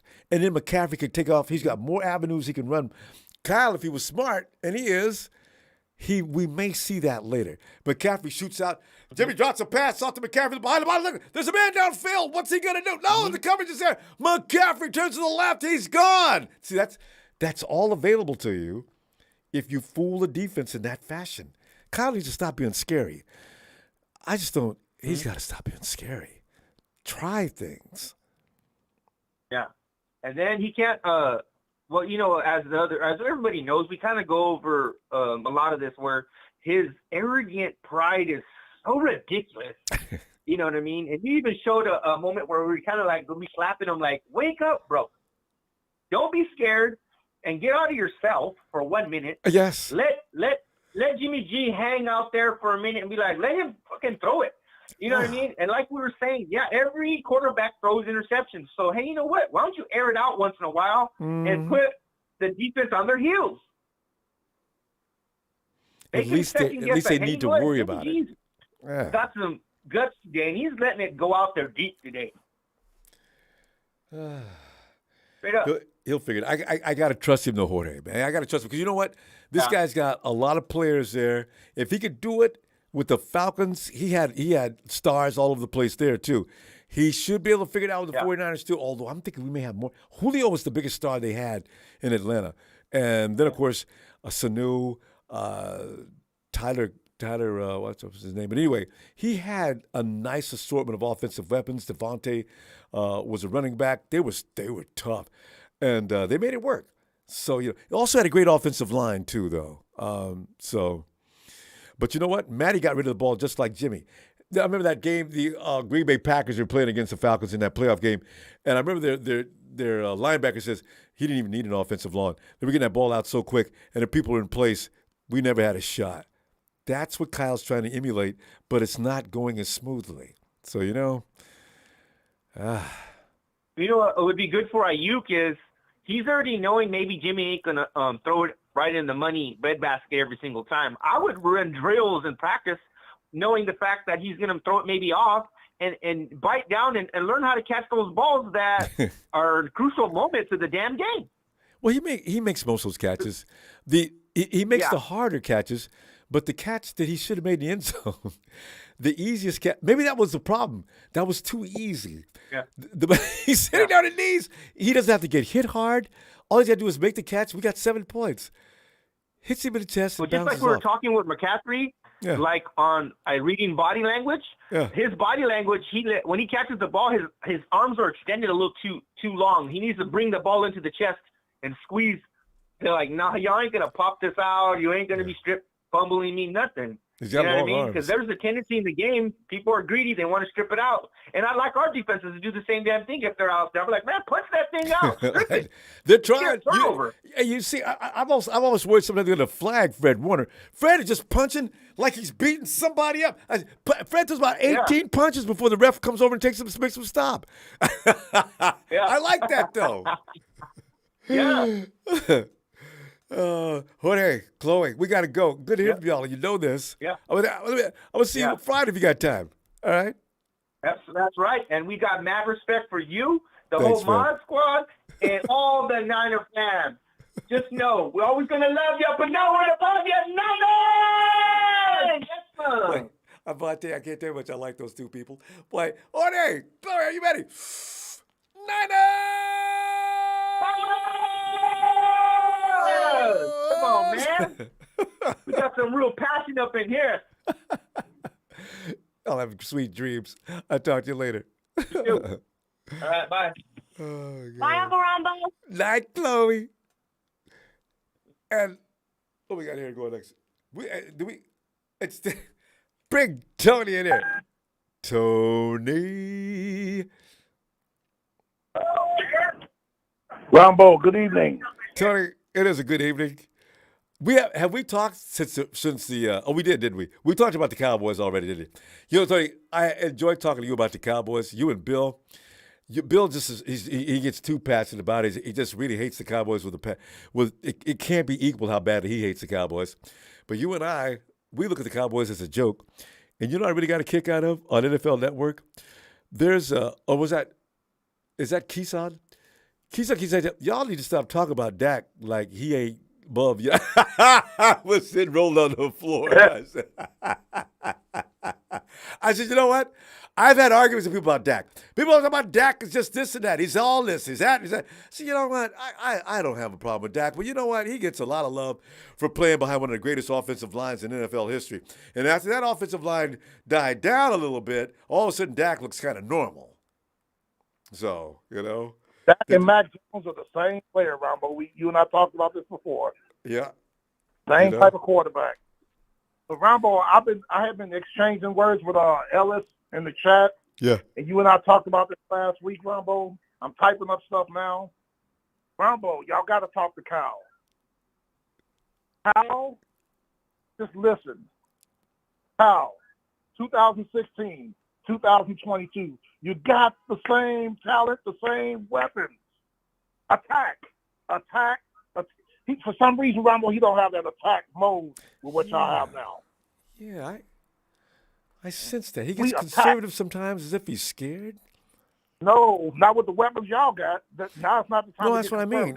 conservative. And that's why him and Matty Ice had a falling out, right? Yes. And you see what happened the following year.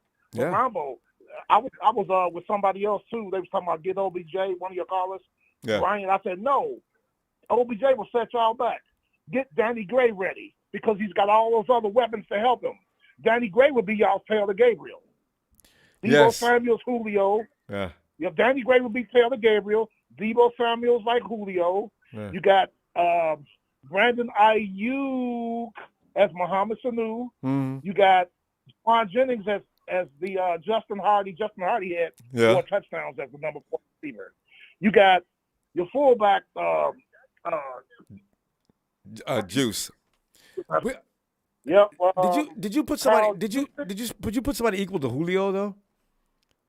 Danny Gray? Not equal. I'm just saying. Play that role. Put the name next to the player. Yeah. Not equal to him or anything like that. Because Julio can. Austin Hooper. Yeah. Julio could stretch the field. Austin Hooper and ruin a defense. Yeah. It's George Kittle. You know, we had Devontae Freeman and Tevin Coleman. You got Christian McCaffrey and Elijah Mitchell. Mm-hmm.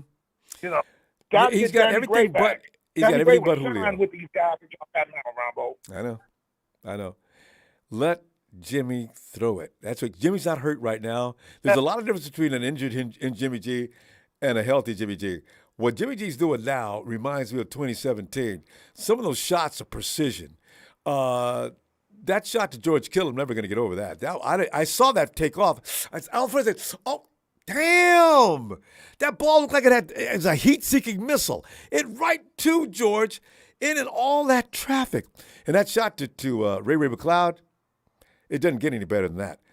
That was a Taylor Gabriel shot. Ray McLeod. Yeah. Taylor might be closer to because you know that Super Bowl. What's that big time cornerback? Taylor Gabriel broke his ankles in that one play. Yeah, he did. Ray has that ability. If he's running a route and you're trying to stay with him, and actually Ayuk has that talent too. He can break ankles, and I've seen him do it. So, you know, Ayuk, he's actually leading the team this year, I think, in receptions anyway, and touchdowns too. So he's on point. He's getting it done. He'd have more touchdowns, so Ayuk would have. Jesus Christ. He's missed a couple. Sit down, Jimmy, get the ball out quick, like Matt Ryan did. Get the ball out quick. Just get it to your weapons. Let them do the work. Get it to your weapons. Next play. And we ran a lot of no huddle too. Y'all need to do that too. Yeah. Ronbo, it will confuse defenses. It will terrorize defenses. Y'all got the weaponry, man. Especially they're more mature now. I think Kyle, and everybody thinks Kyle hated Jimmy. No, it was partly to do with the weapons. We only had rookies and second-tier wide receivers. When you had Kendrick Bourne, Debo was a rookie. Ayuk wasn't even here yet. We had a couple more guys. They weren't really special until we got Emmanuel. We had three. We had a three-headed attack: Kendrick Bourne, Debo, and Emmanuel Sanders. That was it, and that got him to the Super Bowl. But that's not healthy and get right back in that offense, Ronbo, because he will be key. He will be just like Taylor Gabriel. Yeah, because he's got help, plenty of help, and you got to respect his speed. You know, but he could stretch that field like Taylor Gabriel. And Ronbo, did you see the video of at the Warriors game? Jimmy G sitting there getting love from the cheerleaders. Cheerleaders came over to all of them. Yeah, that was crazy.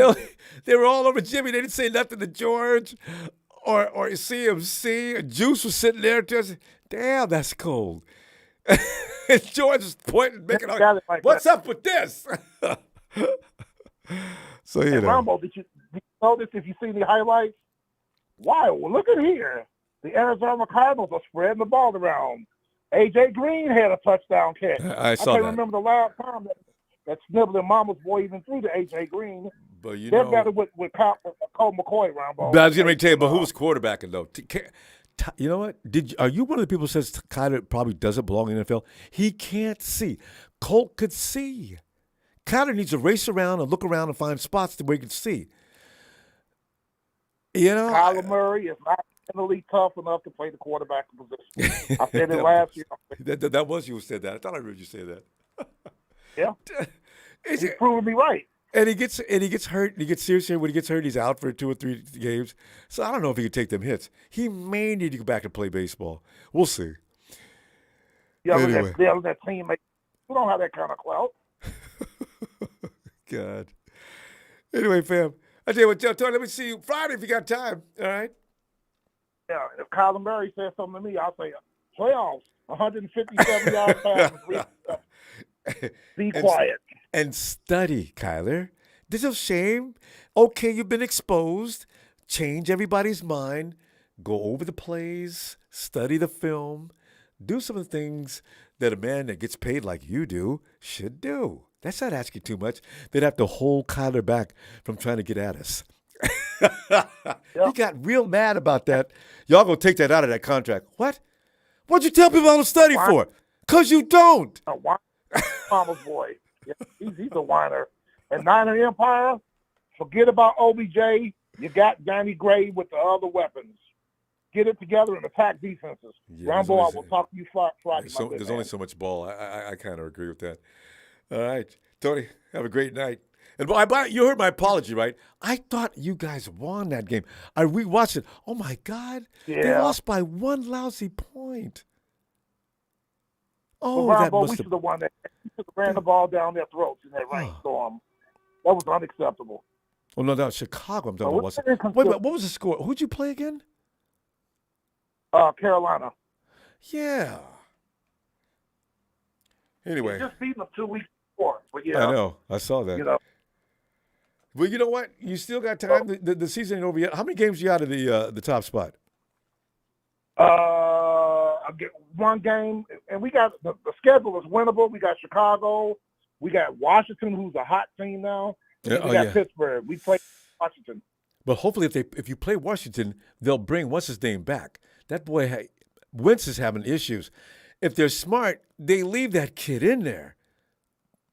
That kid beat us last year in the second week of the season. That he can play. I don't know what they're thinking over there.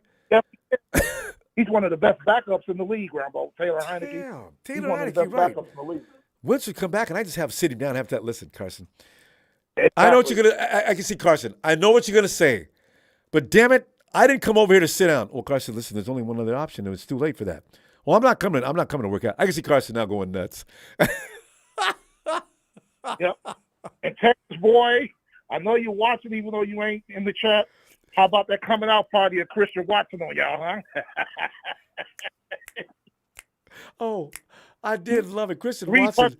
He got. Ooh, all I could think of when he kept watching the end zone, I said, you know what? How many 49ers fans wanted Christian Watson? You wanted Christian Watson, too. Christian Watson, yes, he is going to be a star. star. He's healthy. Defensive backs cannot cover him.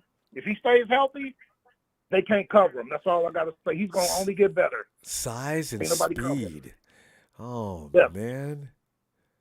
God. Stay tuned. Stay tuned. Yep. All right, Tony. I'll see you Friday. Always fun. Tell you guys to get Danny Gray ready, Ronbo. Get him back in that lineup. According to Brian Colby's got an ankle issue going on. I didn't even know about that. I thought it was his hip. Now we'll see. Get it healthy.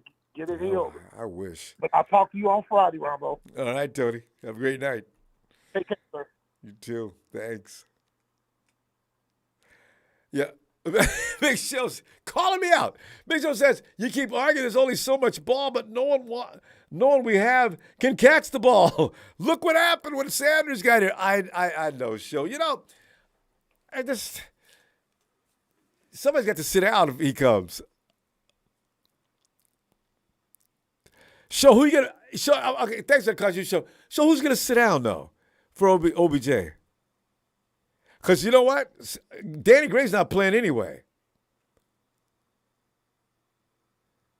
Debo and Ayuk are the two wideouts. What are you going to do?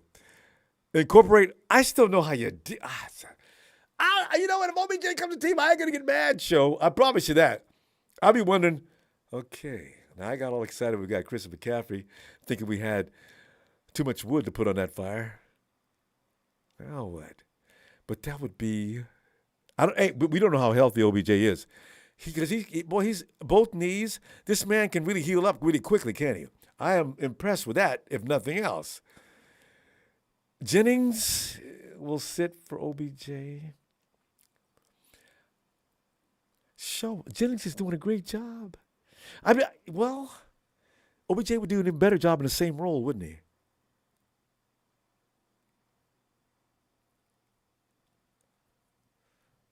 Like I said, I'm not going to get mad if he comes. I mean, I figured they know what they're doing. Cows have wanted OBJ for years. They probably are trying to beat out the Cowboys. And OBJ, they're going to ask him what he wants to do, and that's what it's going to come down to. We'll see. We got another week to go before OBJ, with all this pomp and circumstances, getting on my nerves. Every time I open up my dailies, oh, man. You know what? I don't need a daily shot of what's going on with OBJ. 10 days before. Okay. I know. I get it. Okay. And Jerry Jones, he looked really good with that star on his helmet. All right, fam. Thanks for contributing. Hey, make sure you subscribe. We have a good time like this all the time.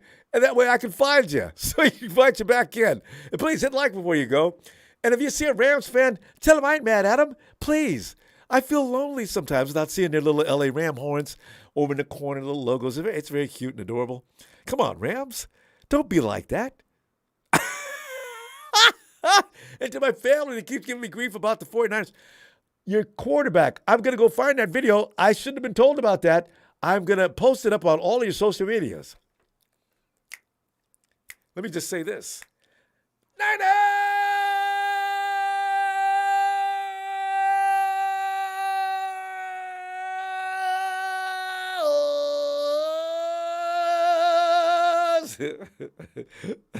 Oh, I can't wait. What did Derek Carr do?